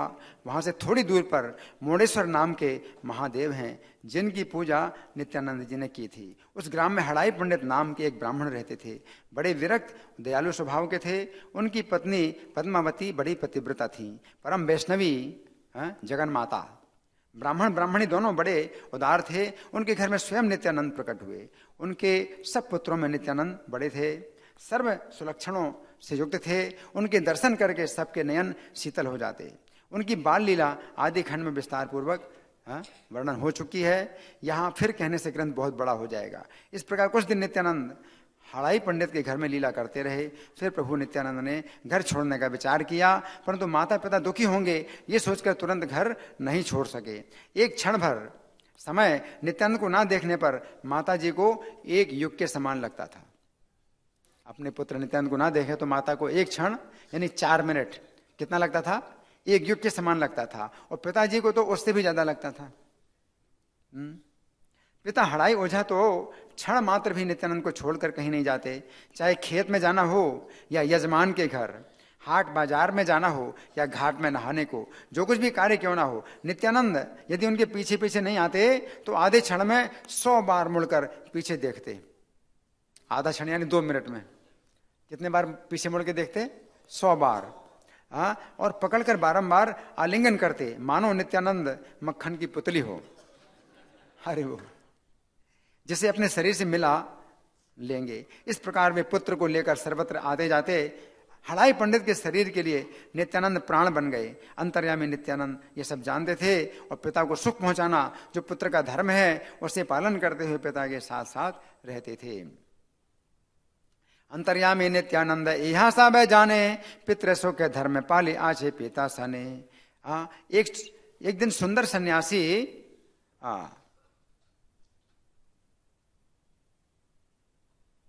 हड़ाई पंडित के घर आए। उन्होंने उनको भोजन कराकर अपने यहाँ बड़े आनंद से ठहराया। सारी रात श्री कृष्ण कथा कहते सुनते हुए उनके पास बड़े आनंद से रहे। प्रातःकाल सन्यासी जाने के लिए तैयार हुए तो पंडित से बोले, मेरी एक भिक्षा की प्रार्थना है। हड़ाई पंडित बोले, कही आपकी क्या इच्छा है? सन्यासी बोले, मेरे मन में तीर्थ भ्रमण का विचार है, परंतु साथ में कोई अच्छा सा ब्राह्मण नहीं है। ये जो आपका सबसे बड़ा पुत्र है उसे कुछ दिन के लिए मेरे साथ भेज दिए। मैं अपने प्राणों से अधिक इसकी संभाल करूंगा और नाना प्रकार के तीर्थों के दर्शन भी इससे हो जाएंगे। सन्यासी के वचनों को सुनकर शुद्ध हृदय वाले हड़ाई बड़े दुखी होकर मन ही मन सोचने लगे, हाय, सन्यासी जी ने पुत्र की नहीं मेरे प्राणों की भिक्षा मांग ली। मन में जो है सोच रहे हैं कि पुत्र नहीं मांगा है, मेरे प्राण मांग लिए। यदि नहीं देता हूं तो हमारा सर्वनाश हो जाएगा। पूर्व काल में सब महापुरुषों ने भिक्षुओं को आनंद पूर्वक प्राण तक दान कर दिए। पूर्व समय में विश्वामित्र जी ने दशरथ के जीवन स्वरूप उनके पुत्र श्री राम को मांगा था। यद्यपि श्री राम के बिना दशरथ नहीं जी सकते थे, तथापि उन्होंने पुत्र को दे दिया। ऐसा ही तो पुराण कहते हैं। ऐसा ही प्रसंग आज मेरे सामने उपस्थित है। हे कृष्ण, इस धर्म संकट में मेरी रक्षा करो। अपने मन में कह रहे, कौन? हड़ाई पंडित अपने मन में कह रहे हैं। देवयोग से हड़ाई पंडित वही राजा दशरथ ही तो हैं। फिर क्यों ना इनकी वैसी ही बुद्धि होगी। यदि ये राजा दशरथ नहीं होते तो इनके घर लक्ष्मण जी क्यों जन्म लेते? मन ही मन ऐसा सोच करके हड़ाई पंडित अपनी ब्राह्मणी पद्मावती के पास गए और सब बात सुनाई। उसे सुनकर पतिव्रता जगन माता बोली, प्रभु आपकी जो इच्छा है वही मेरी भी समझें। तब हड़ाई पंडित सन्यासी जी के समीप आए, मस्तक झुकाकर अपना पुत्र उन्हें दे दिया। तब सन्यासी प्रवर नित्यानंद जी को लेकर चले गए। इस प्रकार नित्यानंद जी ने गृह त्याग किया। तो कभी ये कहा जाता है कि वो विश्वरूप थे। विश्वरूप जो जिन्होंने सन्यास लिया था वो विश्वरूप थे जो कि नित्यानंद प्रभु को ले गए। लेकिन विश्वरूप का जो वर्णन है वो ऐसा आता है कि विश्वरूप का जन्म उसी वर्ष में हुआ था जिस वर्ष नित्यानंद प्रभु का जन्म हुआ, है ना। और विश्वरूप ने जो सन्यास लिया था वो इसके 6 साल के बाद लिया। नित्यानंद प्रभु ने 12 साल की अवस्था में सन्यास लिया और विश्वरूप ने उसके भी 6 साल के बाद सन्यास लिया। मतलब 18 साल की अवस्था में सन्यास लिया। तो विश्वरूप तो फिर नहीं हो सकते ना, विश्वरूप नहीं हो सकते। और ये सन्यासी मतलब बड़ी उम्र के थे, तो विश्वरूप तो उनकी बराबर की उम्र के हैं। तो इसलिए कई कारणों से ये समझ में आता है कि ये विश्वरूप नहीं है, वो सन्यासी जो है ये कोई दूसरे हैं जो अज्ञात हैं, इनके विषय में ज्यादा पता नहीं है। इस प्रकार नित्यानंद ने गृह त्याग किया। नित्यानंद के जाते ही हड़ाई पंडित मूर्छा खाकर भूमि पर गिर पड़े। तो सन्यासी को तो बताया नहीं अपना कष्ट कि कितना कष्ट उनको हो रहा है। जब चले गए नित्यानंद तो हड़ाई ओझा भूमि पर मूर्छा खाकर गिर पड़े। पुत्र शोक में उनका विलाप भरा क्रंदन कौन कह सकता है। उसको सुनकर लकड़ी और पत्थर भी विदीर्ण हो जाएं। वे तो भक्ति रस में बेहल होकर जड़वत हो गए, किंतु लोग कहने लगे हड़ाई ओझा तो पागल हो गया है। लोग क्या समझे, लोग क्या कहते हैं, हड़ाई ओझा पागल हो गया है। 3 महीने तक उन्होंने अन्न ग्रहण नहीं किया। कितने दिन तक? 3 महीने तक हड़ाई ओझा ने अन्न ग्रहण नहीं किया। श्री चैतन्य के प्रभाव से ही जीवित रहे। 3 महीने तक कोई खाए ना तो कैसे जिंदा रहेगा, है ना। चैतन्य के प्रभाव से जीवित रहे। भला जिसका ऐसा अनुराग हो उसको नित्यानंद छोड़ क्यों गए। विष्णु और वैष्णवों का ऐसा ही कुछ अचिंत्य प्रभाव है।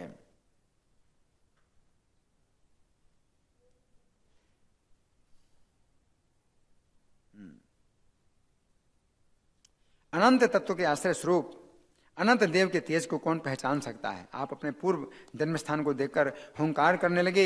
यहाँ आपको निरंतर बाल्य भाव का आवेश रहने लगा और कोई भाव स्फुरित नहीं होता था। अभी मथुरा में है। इस बाल्य भाव में वृंदावन में धूल में खेलते रहते, कहीं कोई आहार की चेष्टा नहीं थी। बस बाल्य भाव में वृंदावन की रज में लोटपोट होते रहते। इनके उदार चरित्र को कोई नहीं समझ पाया। ये केवल कृष्ण रस के बिना और कोई भोजन नहीं करते थे। कभी किसी दिन दूध पी लेते, परंतु वो भी यदि कोई बिना मांगे दे जाए। इस प्रकार नित्यानंद वृंदावन में निवास कर रहे थे। इतने में उधर नवद्वीप में गौरचंद्र का प्रकाश हुआ। प्रभु गौरचंद्र निरंतर संकीर्तन के परम आनंद में मग्न रहते, फिर भी नित्यानंद को ना देखकर बड़ा दुख पाते। तो नित्यानंद जान गए, नित्यानंद प्रभु के प्रकाश को जान गए। इसी प्रकाश की प्रतीक्षा में वे वृंदावन में वास कर रहे थे। अर्थात जब तक महाप्रभु आत्मगोपन शेष नहीं कर लेते, आत्म प्रकाश नहीं करते, तब तक वे वृंदावन वास करते रहे। प्रकाश हो गया जानकर आप तुरंत ही नवद्वीपपुरी में आ पहुंचे। नंदनाचार्य के घर में आकर ठहरे। महाभागवत नंदनाचार्य ने प्रभु को महातेज युक्त सूर्य के समान देखा। वेश महाअवधूत का, विशाल शरीर, निरंतर स्खलित गति, महान धीर, ऐसा देखा। दिन रात मुख से कृष्ण नाम कहते रहते। त्रिभुवन में श्री चैतन्य के अद्वितीय धाम अपने निज आनंद में मत्त होकर क्षण क्षण में हुंकार करते हैं। ऐसे महामत वाले जैसे स्वयं बलराम हो। कोटि चंद्र जैसा मनोहर मुख है, अधर सुरंग अधर हैं, उन पर हंसी है और 10 जो दांतों की पंक्ति है ज्योति के समान। विस्तीर्ण अरुण सुंदर 2 लोचन है। भुजाएं जानु पर्यंत लंबी हैं। विशाल वक्षस्थल है। चलने में कमल के समान कोमल होकर चलते हैं। परम कृपा पूर्वक सबके साथ बातें करते हैं। उनके श्रीमुख के वचन सुनने से कर्म बंधन नष्ट हो जाते हैं। हरि बोल। जब नदिया नगर में नित्यानंद आए तो समस्त लोकों में जय जय ध्वनि होने लगी।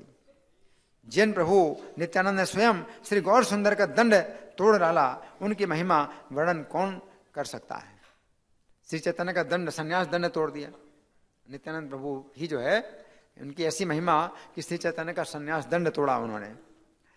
जिन्होंने सोनार अधम मूर्ख सबों का उद्धार किया, जिनका नाम लेने से ब्रह्मांड पवित्र होता है, ऐसे नित्यानंद प्रभु को पाकर नंदन आचार्य बड़े प्रसन्न हुए और भोजन कराकर उनको अपने घर ठहरा लिया। नवद्वीप में नित्यानंद के आगमन को जो सुनेगा उसे अवश्य ही प्रेम धन प्राप्त होगा। हरि बोल। बाणिक अधम मूर्ख जे करीला पार, ब्रह्मांड पवित्र है नाम लैले जार। पाइया नंदनाचार्य हारे से तहैया, राखी लेने निज ग्रह भिक्षा कराइया। नवद्वीप नित्यानंद चंद्र आगमन, यह जय सुने तार मेले प्रेम धन। नित्यानंद का आगमन जानकर प्रभु मन ही मन बड़े प्रसन्न हुए। आपने पहले ही सब वैष्णवों के समीप नित्यानंद प्रभु के आने की बात किसी छल से प्रकट कर दी थी। भगवान सब जानते हैं, लेकिन छल से बताया। क्या बताया? कोई भी उनके अभिप्राय को समझ नहीं सका। प्रभु ने पहले ही कह दिया था कि अरे भाइयों, 2-3 दिन के भीतर ही कोई एक महापुरुष यहां आएंगे। एक पहेली 2-3 दिन के भीतर कोई महापुरुष यहाँ आएंगे, देव योग से उसी दिन विष्णु पूजन करके गौरचंद्र शीघ्र ही वैष्णवों से आ मिले। सबके सामने प्रभु कहने लगे, आज मैंने एक विलक्षण स्वप्न देखा है। अब नित्यानंद प्रभु आ गए हैं और श्री चैतन्य क्या कह रहे हैं सब वैष्णवों से, आज मैंने एक विलक्षण स्वप्न देखा है। एक रथ है, उस पर ताल की ध्वजा है, ताल चिन्ह, ध्वजा में जो है ताल का चिन्ह है। वो रथ मेरे घर के द्वार पर आकर ठहरा। उस रथ में एक विशाल काय पुरुष है जिसके कंधे पर एक बड़ा मूसल है। उसकी चाल स्थिर नहीं है। उसके बाएं हाथ में बेंत से बंधा हुआ एक फूटा कलश है। वो नीले वस्त्र पहने हुए है, सिर पर भी उसने नीला वस्त्र बांध रखा है। उसके बाएं कान में एक कुंडल है, एक ही कुंडल, बाएं कान में एक कुंडल है। रंग ढंग से हलधर जैसा प्रतीत होता था। ये घर निमाई पंडित का है ना, बस इसी बात को 1 बार, 10 बार, 20 बार कहता है। केवल एक ही बात बोलता है, ये निमाई पंडित का घर है ना। महाअवधूत कैसा उसका वेश, बड़ा शक्तिशाली तेजस्वी, ऐसा उद्दंड पुरुष तो मैंने कभी नहीं देखा। ये देखकर मुझे बड़ा संभ्रम हुआ। मैंने पूछा, आप कौन महापुरुष हैं? अपना सपना बता रहे हैं श्री चैतन्य। मैंने पूछा उससे, आप कौन महापुरुष हैं? वो हंसकर बोला, मैं आपका भाई हूं। मैं आपका भाई हूं। मेरा और आपका परिचय कल होगा। उसके वचन सुनकर मुझे बड़ा आनंद हुआ और मैं भी अपने को वैसा ही समझने लगा कि मैं उसका भाई हूं। ऐसा कहते कहते प्रभु की बाहरी सुध जाती रही। हलधर भाव के आवेश में जोर जोर से गरजने लगे, मद लाओ। हलधर जो है मद पीते थे ना, मद लाओ। ऐसा कहकर प्रभु पुकारने लगे। उस हुंकार को सुनकर दोनों कान फटे जाते थे। तब श्रीवास पंडित बोले, हे गोसाई, जिस मदिरा को आप चाहते हैं वो तो आपके ही पास है। आप उस मद को जिसे देते हैं उसे वही पाता है।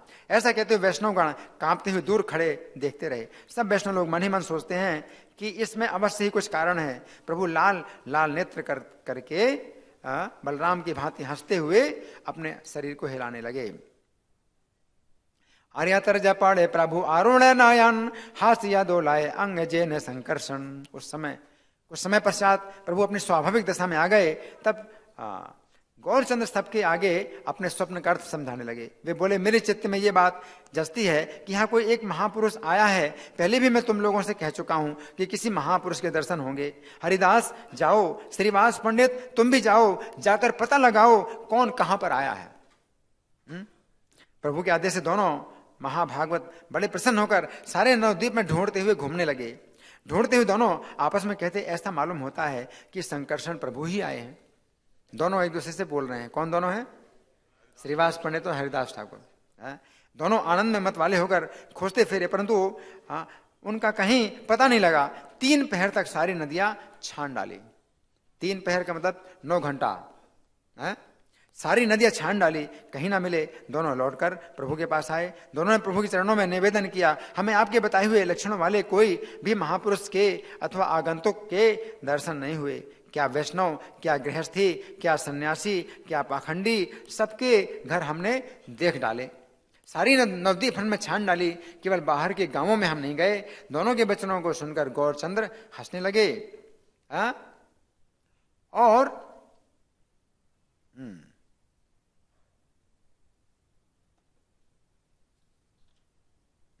क्षण भर में प्रभु कुछ मुस्कुराकर बोले, चलो मेरे साथ चलकर देखें वो कहां है।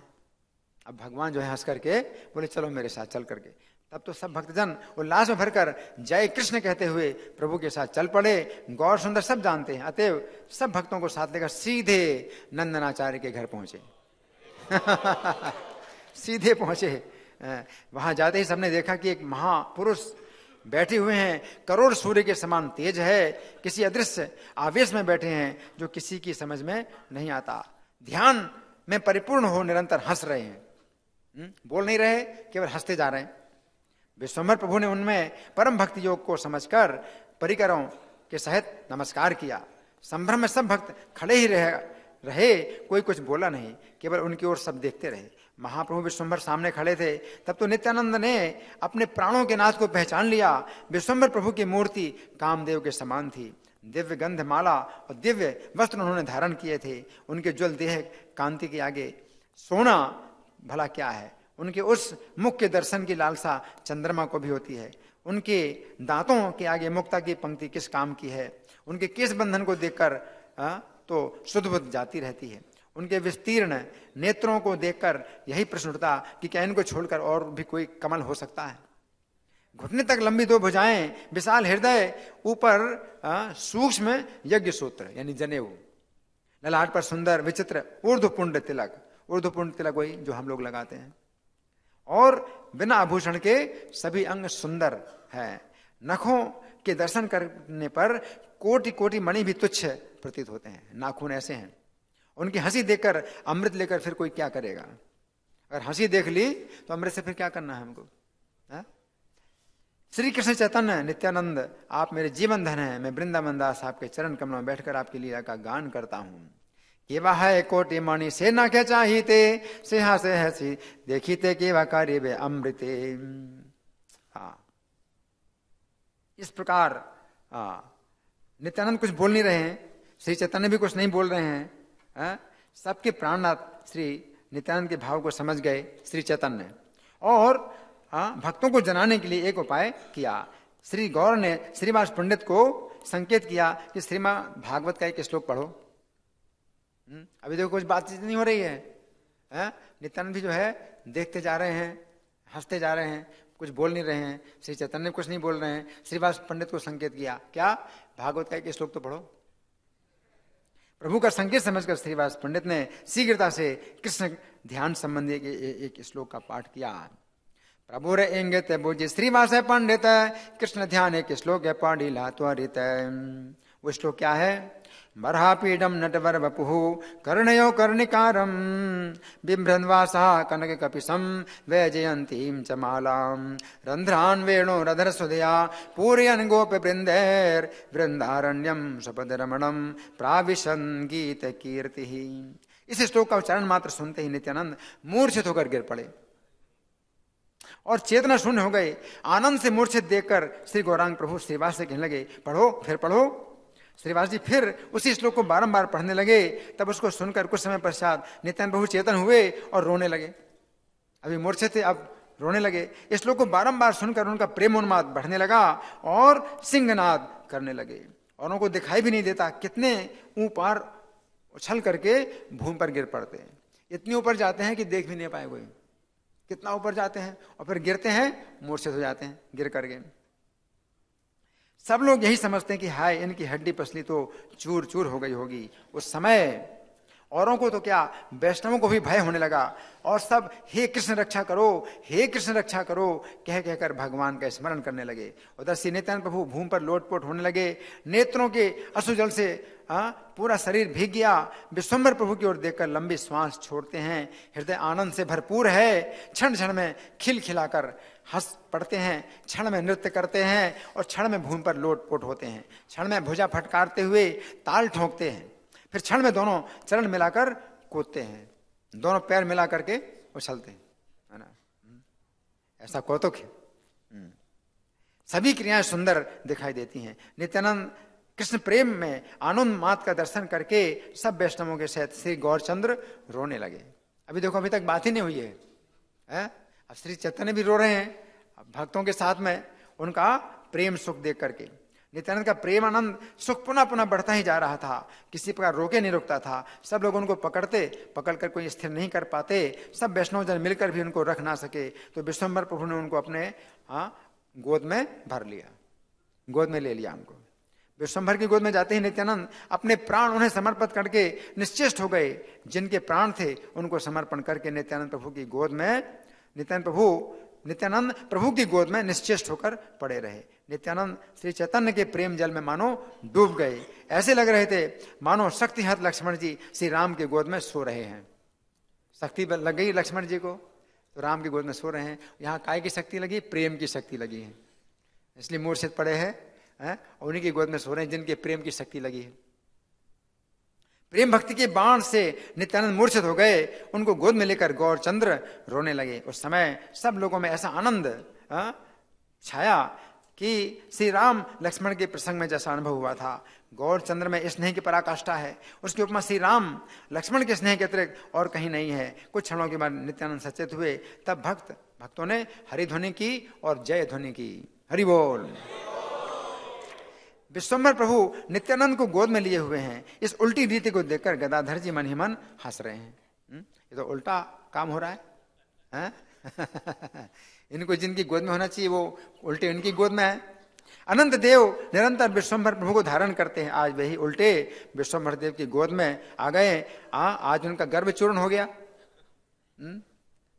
गदाधर नित्यानंद जी के प्रभाव को जानते हैं, नित्यानंद गदाधर के हृदय को जानते हैं। नित्यानंद के दर्शन करके समस्त भक्तों के मन नित्यानंदमय हो रहे हैं। नित्यानंद और गौरचंद परस्पर एक दूसरे को देख रहे हैं, मुख से कोई कुछ नहीं कहते हैं। अभी तक बात ही नहीं हुई है इतनी देर से, केवल नेत्र से आंसू बहाते जा रहे हैं। एक दूसरे को देखते अत्यंत विवश हो गए। दोनों के नेत्रों से कि जल से पृथ्वी गीली हो गई। कुछ समय बाद विश्वम्भर बोले, आज मेरे लिए बड़ा शुभ दिन है। आज मैंने चारों वेद का सार जो प्रेम भक्ति है उसके प्रत्यक्ष दर्शन पाए। अब बोले सबसे पहले श्री चैतन्य। ये कंपन, ये अश्रु, गर्जन, हुंकार क्या ईश्वर शक्ति के अतिरिक्त किसी में हो सकते हैं? एक बार भी इस भक्ति योग के जो दर्शन कर लेता है श्री कृष्ण, उसको कभी किसी काल में नहीं छोड़ते हैं। हरि बोल। मैं समझ गया आप ईश्वर की पूर्ण शक्ति हैं। जो जीव आपका भजन करता है वो कृष्ण भक्ति पाता है। तो ये बात जो है श्री चैतन्य ने बोली। बुझिलांग ईश्वर रे तुम्हें पूर्ण शक्ति, तुम भजिले से जीव पाए कृष्ण भक्ति। आप 14 लोगों को पवित्र करते हैं। आपके चरित्र अचिंत्य हैं, अगम्य हैं, गूढ़ हैं। ऐसा कौन है जो आपको जान पहचान सके? आप तो मूर्तिमान कृष्ण प्रेम भक्ति धन है। क्षण भर के लिए जो आपका संग हो जाए तो उसके करोड़ों जन्मों के पाप नष्ट हो जाते हैं। मैं जान गया श्री कृष्ण मेरा उद्धार करेंगे, तभी तो आप जैसे महापुरुष का संग मुझे मिला है। भगवान स्वयं बोल रहे हैं, स्वयं तो कृष्ण है। बड़े भाग्य से आज आपके श्री चरण के दर्शन मिले हैं। जो आपको भजता है वो कृष्ण प्रेम धन पाता है। इस प्रकार आवेश में भरकर गौरांग सुंदर नित्यानंद की स्तुति बिना रोके करते चले जा रहे थे। यद्यपि नित्यानंद और चैतन्य में बहुत कुछ बातें हुई, परंतु वो सब संकेत रूप में हुआ, प्रकट रूप में नहीं। फिर प्रभु विश्वम्भर बोले, ये पूछने में भी मुझे भय होता है कि किधर से आपका शुभागमन हुआ। नित्यानंद जी परम विभोर हो रहे थे। बालक जैसे उनकी सरल मति है, बालक जैसे उनके चंचल वचन है। यही है प्रभु जिन्होंने अवतार लिया है। इस रहस्य को आप समझ गए, तब हाथ जोड़कर बड़े नम्र भाव से बोले। प्रभु के मुख से अपनी स्तुति सुनकर बड़े लज्जित हुए। भगवान जो है इनकी स्तुति कर रहे हैं तो नित्यानंद लज्जित हो रहे हैं कि मेरे प्रभु मेरी प्रशंसा क्यों कर रहे हैं। और अन्य चर्चा के छल से सब बातें खोल कर कहने लगे। नित्यानंद बोले, मैंने अनेक तीर्थ किए। अब श्री चैतन्य की बात का उन्होंने उत्तर नहीं दिया, बल्कि लज्जित हुए और अपनी बात बोल रहे हैं। अब क्या बोले? अब सबसे पहली बार नित्यानंद का मुंह खुला तो क्या बोले?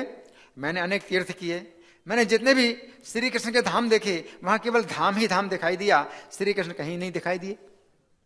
तब सज्जन लोगों से मैंने पूछताछ की, ये सब सिंहासन खाली क्यों दिखाई देते हैं? कहो भाइयों, श्री कृष्ण कहाँ चले गए? वे बोले, श्री कृष्ण तो गौड़ देश को गए हैं और कुछ दिन पहले गया की यात्रा करके घर लौटे हैं। सुनते नदिया में आजकल बड़ा हरि संकीर्तन होता है। किसी ने कहा वहां नारायण प्रकट हुए हैं, नदिया में पापियों की बड़ी रक्षा होती है। ये सुनकर मैं पापी भी नदिया में चला आया हूं। ये बातें हो रही है। गौर प्रभु बोले, हम सब बड़े भाग्यवान हैं, आप जैसे भक्त यहां पधारे हैं। वो अपनी बात बोल रहे हैं, वो अपनी बात बोल रहे हैं। आज हम सब अपने को कृतकृत्य मानते हैं कि हमने आपके प्रेम आनंद की अश्रु धाराओं के दर्शन किए। तब श्री मुरारी गुप्त हंसकर बोले, आप और आप ये सब बातें दोनों ही जाने। हम सब तो कुछ भी नहीं समझ पा रहे हैं। आप कुछ बोल रहे हैं, वो कुछ बोल रहे हैं। इस पर श्रीवास जी बोले, भला हम लोग क्या समझेंगे? यहां तो मानो माधव और महादेव एक दूसरे की पूजा कर रहे हैं। फिर गदाधर जी बोले, उत्तम कहा श्रीवास जी, मुझे तो इनका चरित्र राम लक्ष्मण जैसा लगता है। हरि हो। कोई बोला ये दोनों मानो दो कामदेव हैं, कोई बोला ये दोनों कृष्ण बलराम हैं, कोई बोला मैं तो और कुछ नहीं जानता, मुझे तो लगता है कि श्री कृष्ण की गोद में स्वयं शेष जी आ गए हैं। हरि बोल। कोई बोला ये दोनों सखा तो कृष्ण अर्जुन जैसे हैं। वैसा ही भरपूर स्नेह दिखाई देता है। कोई बोले इन दोनों में बड़ी जान पहचान है, तभी तो सब बातें संकेत ही संकेत में कर लेते हैं और हम कुछ भी नहीं समझ पाते। इस प्रकार सब भक्त लोग नित्यानंद के दर्शन कर हर्षित होकर परस्पर वचन कहते हैं। ए मत हरि से सकल भक्तगण नित्यानंद दर्शन कहे ने कथन। नित्यानंद और गौरचंद्र की मिलन कथा श्रवण करने से सब बंधन खुल जाते हैं। हरि बोल। प्रभु के संगी, सखा, भाई, छत्र, सैया, वाहन सब कुछ तो नित्यानंद है, सब कुछ है। इनके बिना और दूसरा कोई नहीं है। नित्यानंद अपनी इच्छा से नाना स्वरूप धारण करके प्रभु की सेवा करते हैं। आप जिसको सेवा का अधिकार देते हैं वही सेवा पा सकता है। आप आदि देव हैं, महायोगी हैं, ईश्वर हैं, वैष्णव हैं, आपकी महिमा अनंत है। इसे सब लोग नहीं जानते। जो आपके अनंत गहन चरित्र को ना समझकर निंदा करते हैं वे पाई हुई विष्णु भक्ति को भी खो बैठते हैं। श्री चैतन्य चंद्र की प्रिय देह हैं नित्यानंद। मेरे जन्म जन्म के प्राणनाथ हों, यही मेरी मनोकामना है। इनकी कृपा से ही मेरी श्री चैतन्य में प्रीति हुई है। इनकी आज्ञा से ही मैं चैतन्य चरित्र लिख रहा हूं।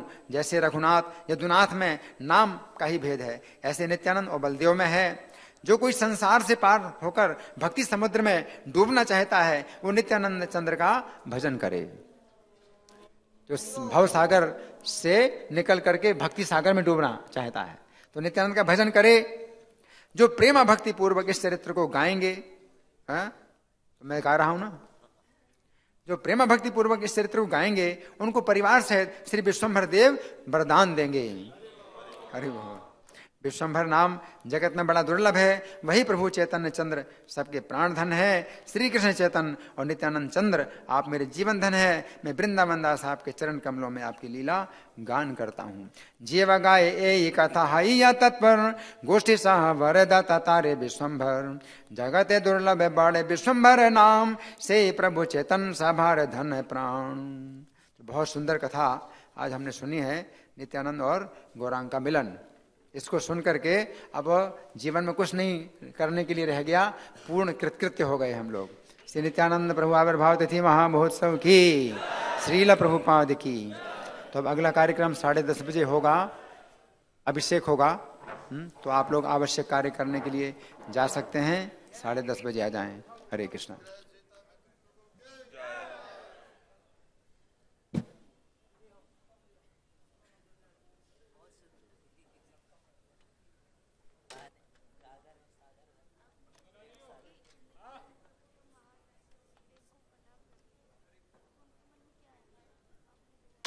बताया वो उनके मन में क्या है वो हम लोग नहीं जान सकते। ये बताया कि कोई नहीं जान सकता। बोल दिया नीचे खिचड़ी प्रसाद नीचे बोल दे। हरे कृष्णा। तो अभी जो है पारण के लिए खिचड़ी प्रसाद नीचे है, तो आप लोग पारण कर लें। पारण का जो समय है वो बीतने ना पाए। आप लोग जो है कल की एकादशी का पारण जरूर करें। हरे कृष्णा।